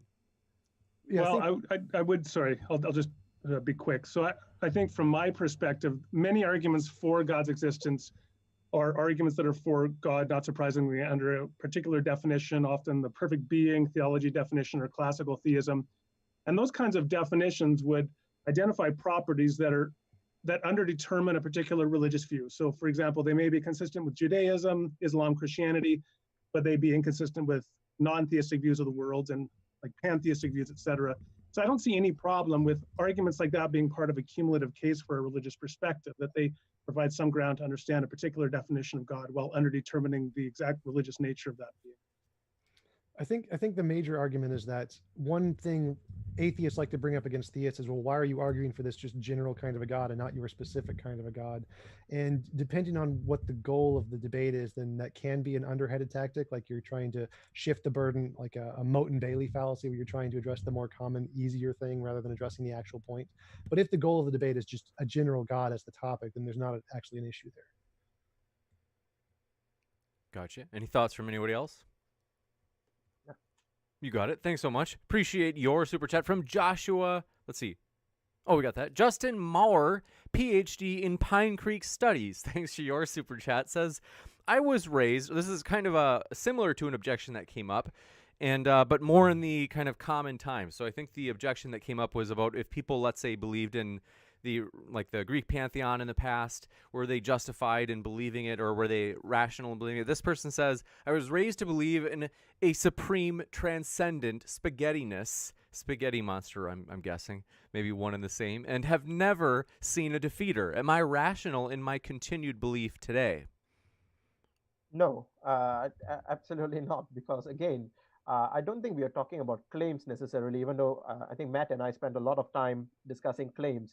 We're talking about experiences that are held not just by a select group of people. We're talking about religious experience that are held by Tom and Matt, myself, and basically the vast majority of the people in the world, not just in the known world, but we've realized that religion is everywhere. If you go to the jungles of Africa or the jungles of South America, you find religious tendencies, and that's why I've taken a keen interest in the work of Deborah Kellerman and Paul Bloom from Yale on the cognitive science of religion, and to treat religion as a cognitive phenomenon. Why is it that we seem hardwired towards religion and belief in God, agency, and so forth, and not, for example, spaghetti monsters and stuff like that? So what I'm saying essentially is this, that when you see that the belief is formed in a reliable way, for example, the same traits that tell us, that the rustling, to use Matt's analogy, the rustling in the bushes indicate there is a genuine threat of a predator, and that it's rational to run, whether or not there is an actual predator.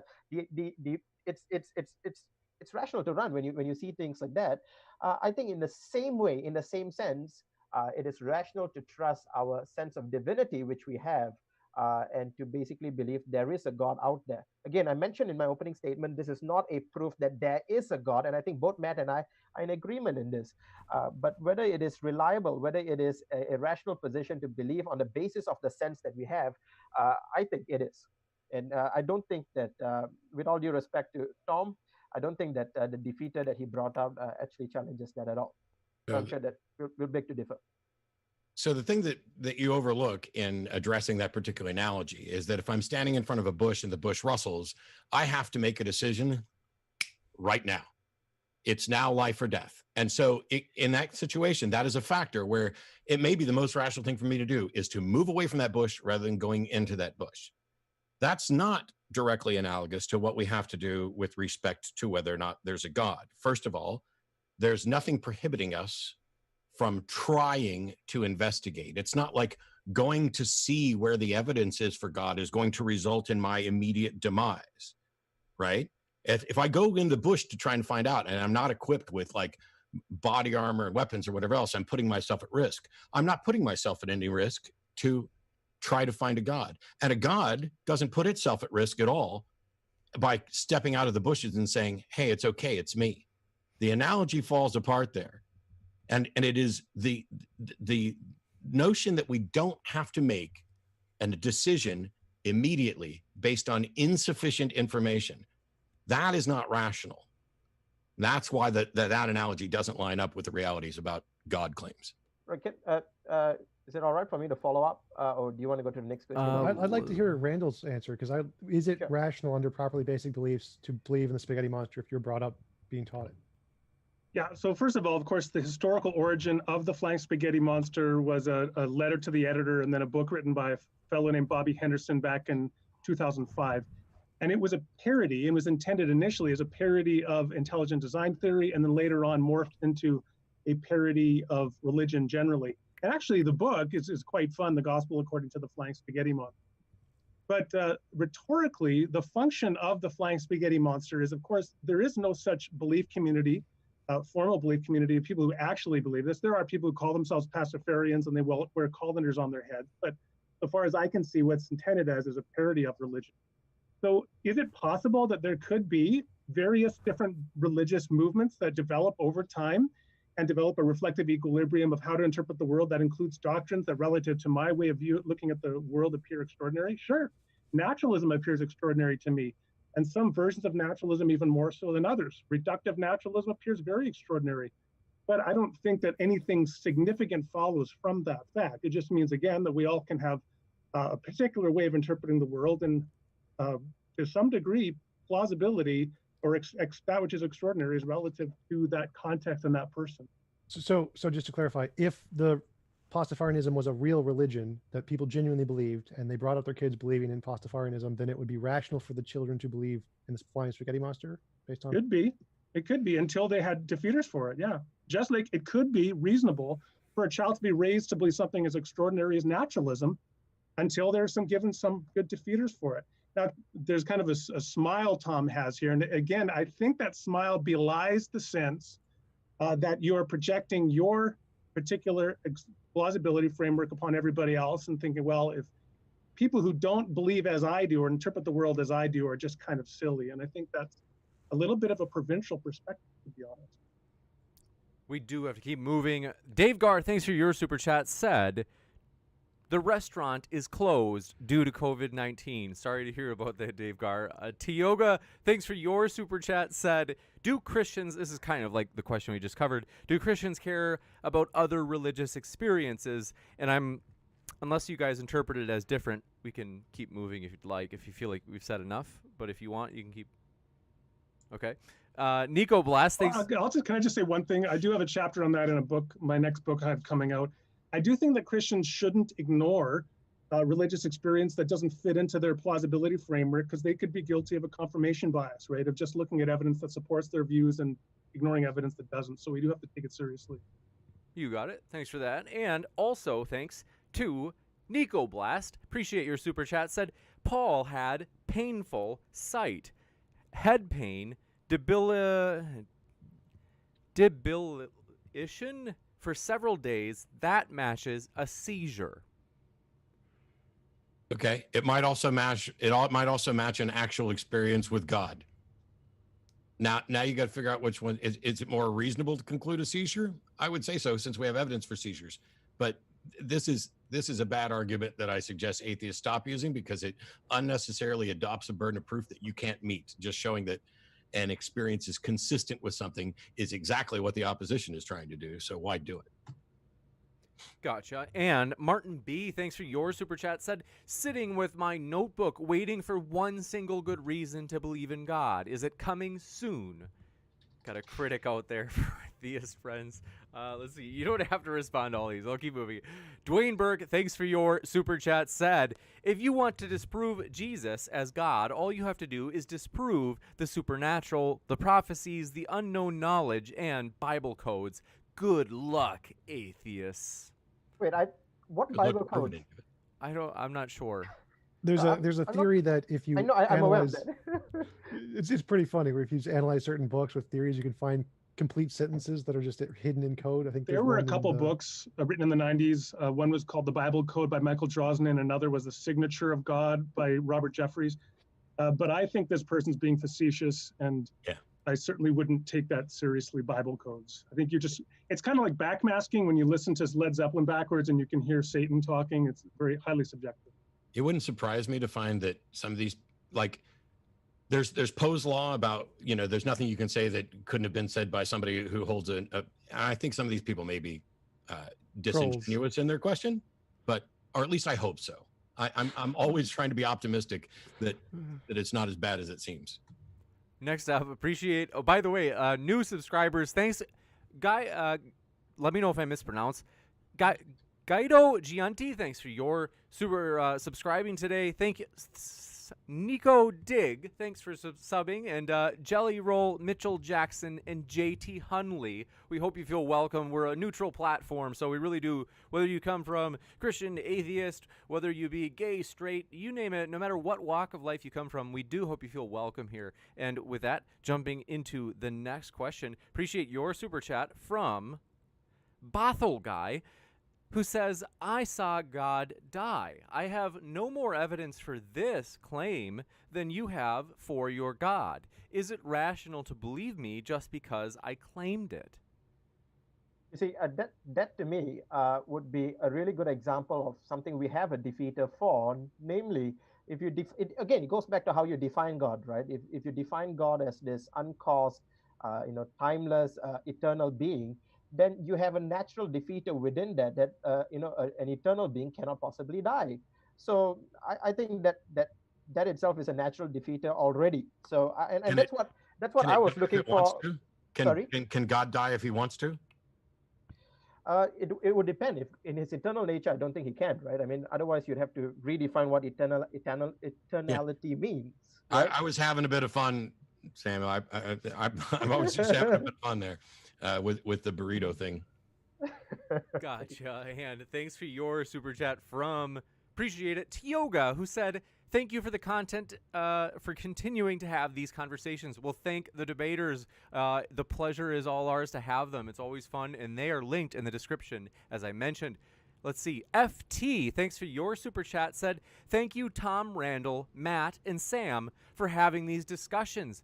This is an interesting question, too. They said, can you give some advice on the epistemic crisis in America regarding politics and fake news within politics? I'll defer to Randall for the Christian side. Well, I think that I've been horrified to see the evangelical support for Donald Trump. I would argue that he's a proto-fascist, and I don't say that as just an insult. I mean, I think you can go down the kind of behaviors he's enjoining, such as demonizing the media and the use of the military most recently, all sorts of things, and I think that's very concerning. I don't think Christians should ever get behind any particular political party or platform, because that never ends well. I'd like to say that I agree with Randall, and I'm encouraged that there's something that we vehemently agree on, and that is that our current president of the United States is garbage, and in my opinion, absolutely misused his power and turned his own troops on peaceful protesting Americans using I'll put air quotes around tear gas, since he wants to claim it wasn't tear gas, in order to disperse them so that he could march down and have a photo op holding up a Bible because he thinks Americans are stupid enough to buy that. And I genuinely hope we're not, but I'm betting that we are, and that you'll see another 4 years of Trump. Tom, any words? Nope. Gotcha. All right. Thanks. I'd have tipped you $20 if you'd just said MAGA right then. Let's see. Thanks for your super chat from Roy Stegall. Appreciate it. Said, does the theist word salad come in blue cheese wedge? I'm not sure they even listen to Tom and Matt. Randall and Sam, can you steel man their position? You have a challenge there. Go ahead, Randall and Sam. I can try and steel man a part of it, and that is, in the absence of actual supporting physical evidence, and in the absence of something similar evidence that would show that this belief is false, it is rational for someone to accept the direct experience and testimonial experience of others with respect to the notion that a God exists. That is how I would sum up what they've hit. They were asking us to steelman the theist position? No, vice versa, I believe. I think it was vice versa. But yeah, they were saying that we, the commenter was saying that we strawmanned your position, did not actually listen to you or respond to it, and was asking us now to steelman. Clearly, I didn't listen to the question and then strawmanned the question and answered it on my own. So I'm guilty and you're innocent. You did not. What you actually did is exhibit a commitment to steel manning. You ennobled yourself, even as I continue to look like a straw man in the eyes of that audience member. So can you steel man our position, Randall? I think that you've done a good job of presenting your position, and I think I've offered relevant criticisms to the position. Gotcha. And I don't think I foisted a false view on you. Well, I mean, I know that Matt didn't like me using the term atheist in a particular context. I think people disagree. That's an essentially contested term. People disagree about how it is Randall, used. he was specifically asking, like, can you steelman our position? Like, try to rephrase our position in the most accurate way possible. Yeah. Well, so for example, you took a position that you believe that science provided the best explanation for, and such. You said that religious beliefs are imaginary, and science provides the best tool to understand them. And I don't agree with that, but I understand how people can find science compelling. I think that both of you are rightly suspicious of testimony to the degree that it can mislead. But of course, I did say that testimony is fallible. So I think that there actually is a fair amount of agreement on various points, even if there's overall disagreement. Gotcha. And thanks for your super chat from Ansi Sorvisto. Appreciate it. Asked, where is the verification for this reality plus? And is there a way to discern between make-believe and this expansion of existence? So one way to think about to respond is to point out some classic epistemological observations that, for example, our experience of the world underdetermines whether what is called realism is true, namely whether there is a world external to the mind, or whether idealism is true.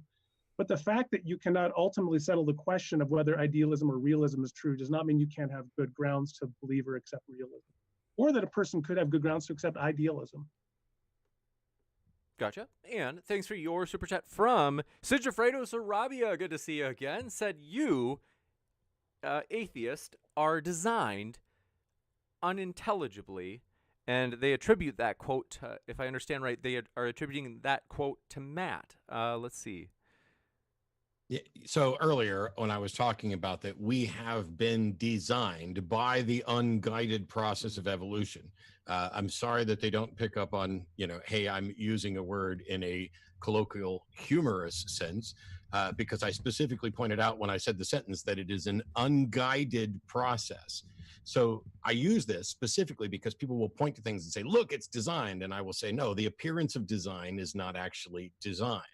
And I actually did this dance today and sent the thing to Tom before we started, because somebody posted like two pictures of like a beach ball and a globe and a car engine and a heart. And the ones on this side were like, oh, not designed according to atheists. And the ones on this were designed according to atheists. And I'm like, that's because for the ones on this side, all of the available evidence points to them actually being designed and having designers, and no evidence points to them occurring naturally. And the reverse is true for the other side. These things occur naturally, and there's no evidence explicitly for design. And so, if you want to make that case, cool. But it's not like we're holding up some standard that's what we do to confirm design is to contrast it with that which is naturally occurring. I don't know how else you could do it. Because if you want to say that which naturally occurs is also designed, then you might as well just be saying everything's designed. And how do you prove that? There's no reason to have any argument then, because it's just an assertion that everything's designed. Gotcha. And Sigifredo Sarabia, thanks for your other super chat, said, Tom, let's see. Think if this is relevant enough to the topic. We'll let you guys clarify if there's actually a discrepancy. So they said, Matt agrees there's no answer to solipsism. So I ask you, can science prove the world was not created 5 minutes ago, or that your brain is actually in a vat?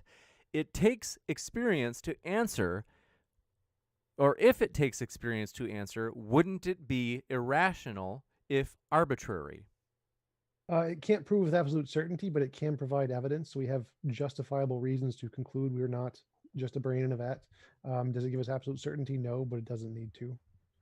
Gotcha. And Luminiferous Ethan, thanks for your super chat, said, Randall and Sam, I get sleep paralysis. Every few months I wake up, am paralyzed, and see shadowy figures poking about my apartment and whispering. Then they vanish. Is it rational to believe that they're real? Is experience enough? This has actually already come up earlier with the discussion of the Apostle Paul and whether we should interpret the Apostle Paul as having had a seizure. I would say, first of all, I would say is this, that if somebody experiences sleep paralysis of that kind, and one of the first factors to keep in mind is what is their background set of beliefs about the world? If they believe there is a supernatural realm, it may be consistent and rational for them to believe that there could be demonic agencies that are acting through the mechanism of sleep paralysis. If they are an atheist or a naturalist and they believe there are no such beings, I would think based upon that evidence, that would be insufficient for them to believe that there were demons. But of course, it would also depend to some degree on the nature of the vividness of the experience, kind of like, again, back to Ellie Arroway and her experience in the film Contact. Gotcha. And thanks so much for your super chat from Stupid Whore Energy strikes again and says, God or gods and things like that are objectively extraordinary. If I told you I flew like Superman to get to work yesterday, you would find that harder to swallow than me saying I took the bus to work. I think that's a false analogy. I agree that because we do know aspects about what human beings are and how we propel ourselves through space, that is an extraordinary claim. I deny that relative to theists and the perspective of most people, frankly, on planet Earth, the belief in God is an extraordinary claim in a relevantly analogous sense. Gotcha. And thanks so much from Sigifredo Sarabia for your super chat. Said, Samuel, doesn't the argument of religious experience follow if you presuppose God and must be, quote, religious, unquote? Why does it have to be a, quote, religious, unquote, experience? Because we're talking in the context of God. I'm basically, we all have, I completely agree with Matt that we all have experiences all the time. In fact, you're watching this debate, you're experiencing this debate as well, right, through your cognitive faculties. But the question of whether we can go ahead and trust God's existence is not really a presupposition. I didn't employ a presuppositionalist view. Neither did I make the claim that therefore God exists on the basis of these religious experiences. What I'm saying is that in the presence of these religious experiences, and coupled, of course, and throughout the discussion we had with Matt, I brought up, for example, the research in the cognitive science of religion that shows that human beings are hardwired towards belief in God. I'm just basically arguing there's a rational grounds to basically saying that since this is not something that someone is just basically intoxicated believing in it, this is something we're doing in a steady state of mind. We have reason to trust that in the absence of defeaters. Remember the two principles I raised, principle of credulity and the principle of testimony, which was also raised by Randall. And I'm saying on the basis of that, we have good reasons to believe rationally that God exists, right? So I think that's pretty much what we were trying to make, the claims we were making. Gotcha. And thanks for your super chat from just many A's in a row. I'm not sure how to pronounce it. Next, they said, so they have a string of super chats here. I'll read a number of them in a row. Said, Matt and TJump, ultimate tag team combo. Glad you enjoyed their teaming up. And then I'm waiting for my call from Vince McMahon. Then they said, Matt, I've learned a ton from you Thank you. They also said, Matt, you changed my life for reals. You the bomb. And also said, James, there is another ghost behind you. Be careful. I think they're referring to the cat, Echo. But yes, so you have a fan there, Matt. And cool. Appreciate it. Not relevant to the debate, but I appreciate it. Roy Lindsay, thanks for your super chat, who said, cool debate. I couldn't agree more, Roy. This has been a really fun one. And Michelle Eggleston, thanks for your super chat, said if a physics student doesn't believe their professor, they can run experiments to validate the claim. What can an atheist do to validate theism? Do you want to tackle that, Randall, or shall I? So that's directed to us? Yeah. Well, I mean, not a physicist, a physics student may not be able to corroborate the teacher. Whatever the teacher's talking about, they may, for example, you may have to go to the CERN laboratory, or you may lack the cognitive abilities to fully be able to develop an experience that can teach it. So you actually do have to trust your teachers. There's actually at my church, there's a fellow named Axel Holleen who was on the Nobel Prize Committee for Particle Physics. And believe me, I haven't studied much physics, but I talked to him for 2 minutes and he's lost me. But in terms of testing, well, I would suggest this person read Philosophy of Religion, because there's an extensive literature between theists and atheists, each one providing arguments and evidence for their particular interpretation of the world. Gotcha. And Michael W. Roble, thanks for your super chat, said, question for Randall. You were talking about ultimates and absolutes and appear to be taking a hard line on definitions. Are you a follower of Darth Dawkins? No, I do think that it's important to have clear definitions. I don't know what hard definition is. I mean, we can see if we have clear definitions, then we recognize where people are using terms in slightly different ways, as for example, Matt and I did. And then you can avoid talking past one another and leading to confusion. So I like good, clear definitions. Gotcha. In this time, Frustrated Atheist, thanks for your super chat, for Samuel, said, so are you saying that a belief in a general concept of a deity is reasonable? If so, sure, but why? I think we've presented reasons why, namely, for example, I think Randall has presented the argument from properly basic beliefs, and I've presented the argument that it's reasonable to trust our experiences. I think this is not something that is, it's not a debatable or disputable. I mean, it's not something that I think is really that contentious. We trust our experience all the time. And in response to the previous questions, sure, when it comes to physical things that, a class teacher teaches, you can go out and test it. But how do you do that with history? How do you do that with consciousness? How do you do that with, there are lots of things that are not there, that you can believe, that are not tied to the natural world. And clearly, when we talk about God, none of us believe that God is a natural entity. So I think it's a categorical error to try and say, to use the same method, or at least it's not analogous to testing out a physical experience, because a physical experiment, because God is not a physical being. Right now, you can use that and say, well, that's a dodge. You're dodging because you've made God in that way, but that's always been the way we've defined God, right? God is that's the fact that this is always the way we define God. It's like the people who want to fault science because God has been defined in such a way that science can't investigate it. Therefore, it's a problem with science. I mean, Randall was asked how these atheists, how Tom and I can actually confirm the existence of God, and instead he just says, well, maybe if you don't have access to the physics experiment stuff, you should just have to trust your teacher. And I'm saying, no, that's still not how it works. Just because you have a physics professor who's relaying information to you and you don't have access to CERN doesn't mean you merely have to take your teacher's word for it, because it's not the teacher's word that's relevant. It's the data that they're presenting, how reliable it is, how independently reproducible it is. That's the way science works. And we still didn't get an answer for what Tom and I should need to do to confirm a God. That's not what I said. What I said was, in the example the person gave, where the student, first year physics student, could just go ahead and test whatever their professor, who's a world-class Nobel Prize winning physicist, says in the classroom, that's silly. There are the vast majority of things where that first year student has to accept what their teacher says. The next thing I pointed out was that if you actually want to look at arguments for God's existence, there's a vast literature in the philosophy of religion that are debating both atheists, theists, and various other perspectives, and they're all providing arguments, and you can go ahead and look at those arguments and see whether you find them compelling. Cool. Still got it wrong and still no answer. Right. I just want to respond to Matt, if that's all right. I think sometimes the way in which the question is phrased, and I think that Matt would completely agree with me on this. For example, if I asked you, Matt, who was the creator of the universe? If you claim there is no creator, who is the creator of the universe? You would rightly say that question is a convoluted one, right? It's not a helpful question. The question itself is quite poisoning the well, because it assumes there needs to be a creator for the world. I mean, you would agree with me. So I think that when someone basically comes and says, how do you test God?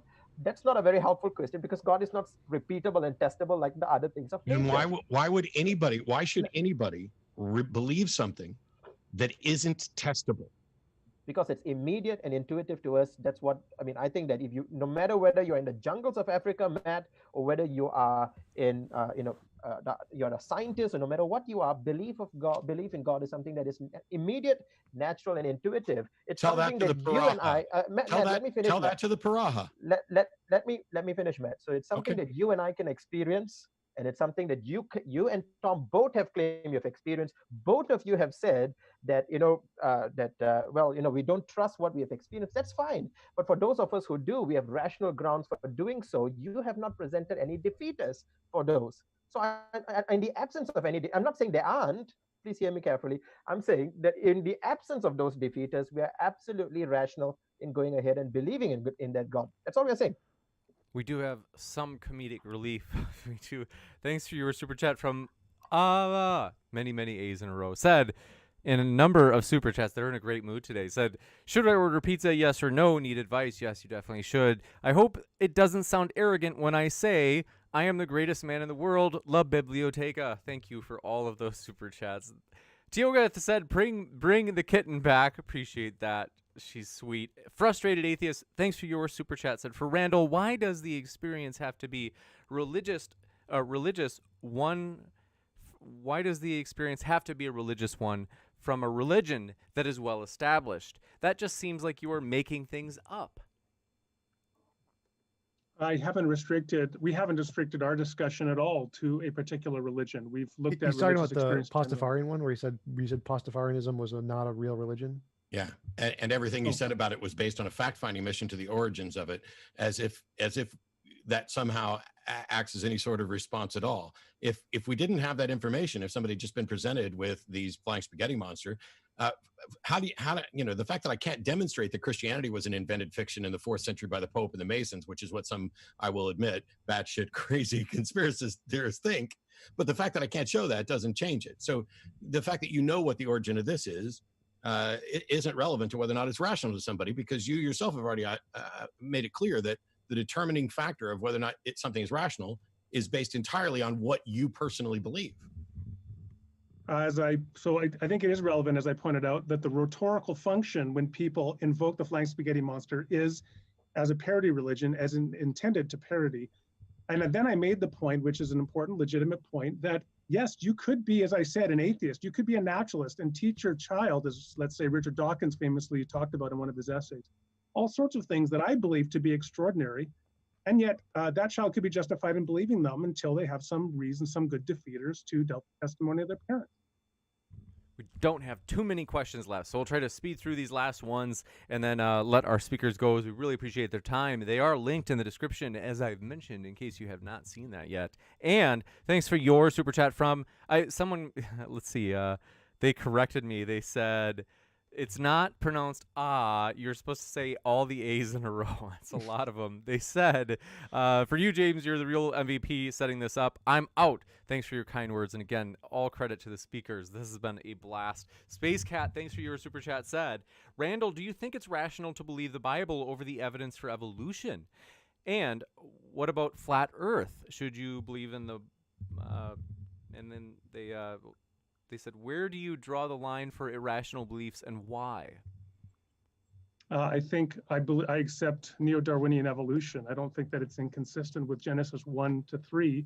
Genesis 1-3 are ancient cosmogonic creation narratives written in the accommodated understanding of people in the ancient Near Eastern world. I don't think that they're intended to reveal to us 20th or 21st century science, let alone who knows where science will be in the 25th century. So I accept the consensus of evolutionary accounts of human origins until it's been shown to be false. Gotcha. And thanks for your super chat. FT said, can you explain to Mr. Otto Pants that you can use facts about the world to get moral judgments? There's an is-ought gap. Gotcha. Thanks for that. Adam Kennedy, I think Otto Pants is a person in the chat they were debating with. Adam Kennedy, thanks for your super chat, said, theists, have you seriously looked at the arguments for the Catholic Church having the correct interpretations of the Bible? What is unconvincing to you? Yeah, I've actually had debates with a good friend of mine, Trent Horn, who's a well-known Catholic apologist, but that's a little bit beyond the purview as to why I'm not a Catholic. Gotcha. And Frustrated Atheist, thanks for your super chat, said, for Matt, playing devil's advocate, if I'm holding to a deity without saying you have to believe, can I be reasonable to hold that position? It's interesting that we picked the word reasonable there. I will answer your question briefly, and the rest of it's tied up in the closing remark that I'm going to make. Whether or not you are reasonable is determined by whether or not your belief and the justification for it are consistent with the facts of the world, not just what's in your head. And it doesn't matter whether you're trying to say I need to believe as well. The only thing that matters is, are you asking me if you're reasonable, which you just did. And so then I must use the criteria that I have to determine whether or not you're reasonable. Gotcha. And thanks for your super chat. Ronald Bentonka said superhero cast and moderator. Appreciate that. This has been one of my favorites. I've just honestly loved it. Shane Pierce, thanks for your super chat. We have only 2 left, including this one. Said Ellie's camera recorded 9 hours of footage during those 2 seconds in the movie Contact. Interesting. Okay. But it's still a it fictional account. It didn't show anything. As I recall, there was this kind of garbled. But the fact that there were 9 hours of it in that tiny space is the point that somebody is making. Yeah, but yeah, it's a good point. But whether or not there is 9 hours sort of underdetermines the issue that the vividness of her experience could have been something that could allow her to believe it, even if others were not justified in doing so. Gotcha. And J.L. Warren, thanks for your super chat, said, Matt, your lack of nicotine has made you powerful. Let the precision and snark flow through you. Appreciate that. You've got another fan out there. Let's see. I think that is it for today. Let me just, we had one last one come in. Said, thanks for your super chat. JPP3030 said, good show. Thank you, James, and to all the speakers. Well, thank you for hanging out with us. Gentlemen, want to say thanks so much. Wait, Matt, did you say you wanted to do a closing? Oh, were we not? We can do that. I just had a couple comments for like a minute or so. I didn't know. Gotcha. Go ahead, Matt. We could do a final thoughts. Yeah, go ahead.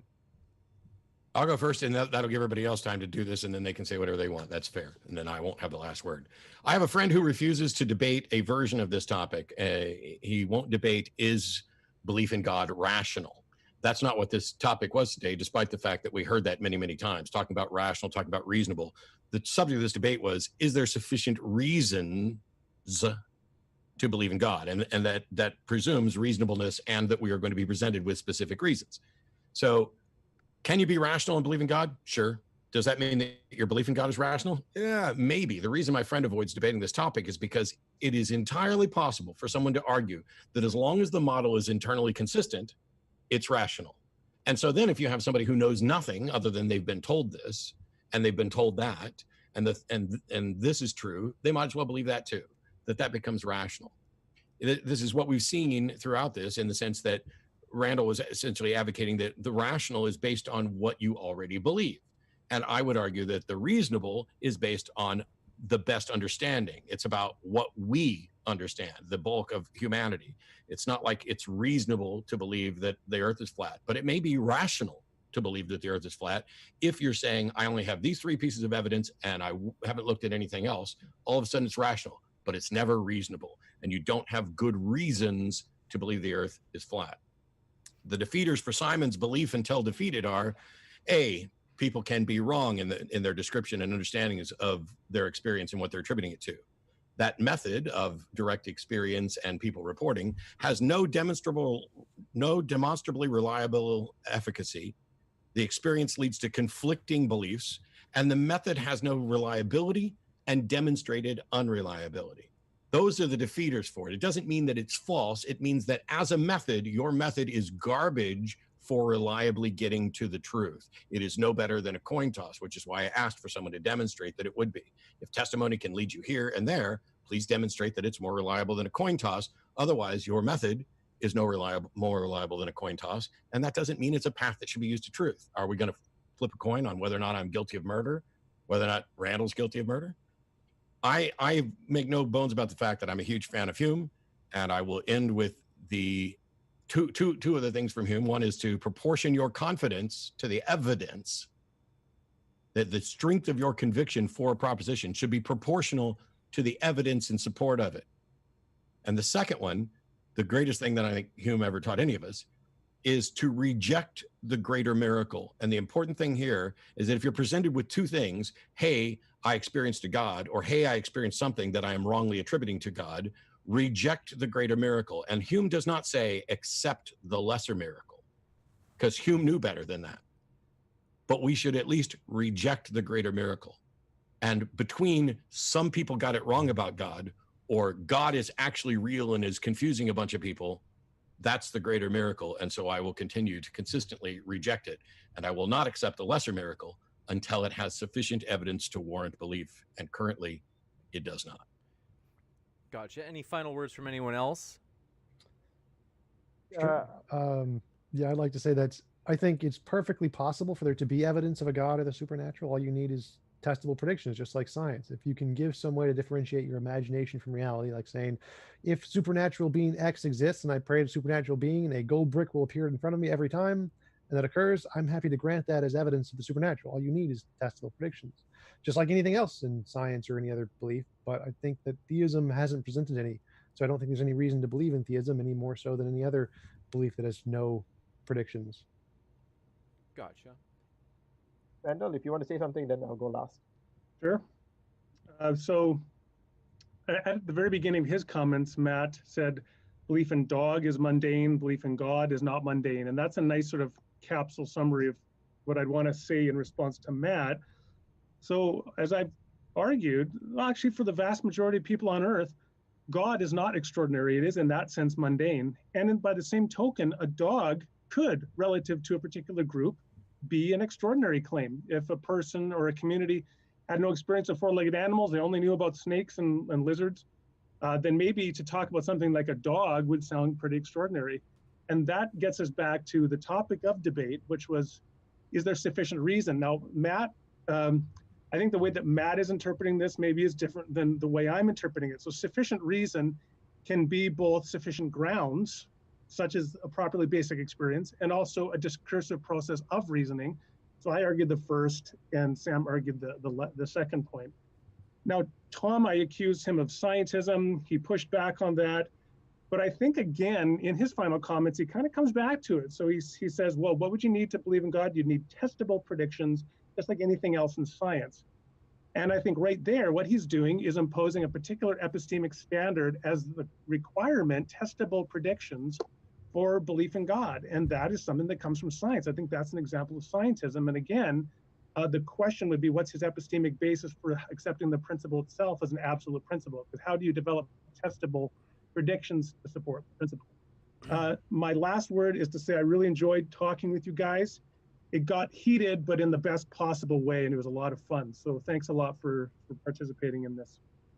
You betcha. And Yeah, I just want to close by saying that I'm really grateful to be able to team up with Randall and discuss with Tom, someone who I've discussed many times, and especially to discuss with Matt. And I look forward to continue discussing with him hopefully somewhere closer to home, Matt.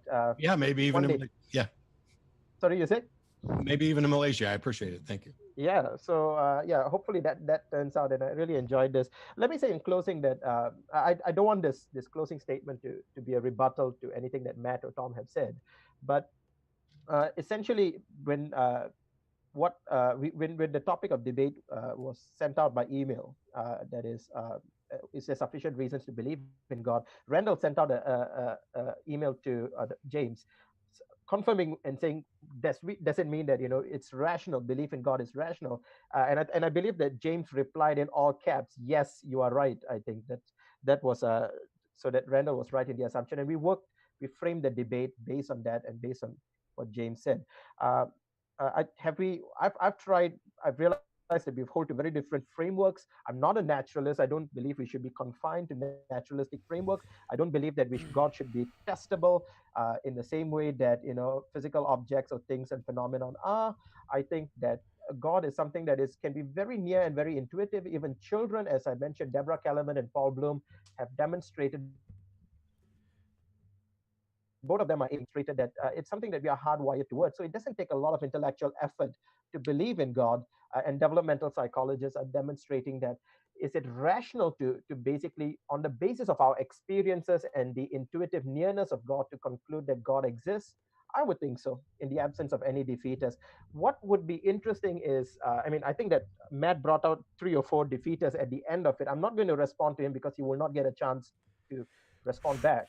But what I would say is that, but then again, I have, with regards to conflicting revelation, I've mentioned, we can take what all these religious experiences have in common. But in conclusion, I just want to say that it's something that is near. You can basically suppress that and say it's not there, because ultimately what we believe is that God is a person. It's someone you can relate to. That implies personhood in some way.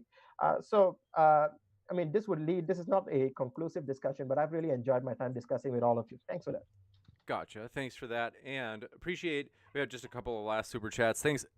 Luminiferous Ethan, thanks for your super chat. This came in late. They said, thanks to all participants. Stay healthy and safe. We had Brian Stevens, who said, tons of children believe in Santa. Is the claim of Santa no longer an extraordinary claim? I think this is just regarding the idea that tons of people believe in God or find it intuitive. If you have anything on that. Yeah, I do. Show me one person. I'm talking about, show me one person, and someone who is mature especially, who actually believes and says, I believe that Santa Claus actually exists. I'm not saying there isn't. Show me someone. Show me a claim. Is there literature out there? Is there? I believe Santa Claus exists. Okay, and I think since you have never told me this, Tom, I suspect you have deceit on that one. Okay, so, but yeah, in the absence of any evidence of defeat, we should trust it. Yeah, that's the obvious point. The first point is that there's a clear disanalogy there, that the vast majority of adults on Earth do not believe in Santa Claus. And actually, relative to children, yes, children are rational to believe in Santa Claus. They're not irrational, even though it's a false belief. You can have all sorts of rational false beliefs. Gotcha. And thanks so much. Adam Elbilia, appreciate your super chat. They said, Dr. Randall, you are a reasonable person. I repeat, you are totally reasonable. It's just that your position on God is ridiculously detached from reality. You've got a critic out there.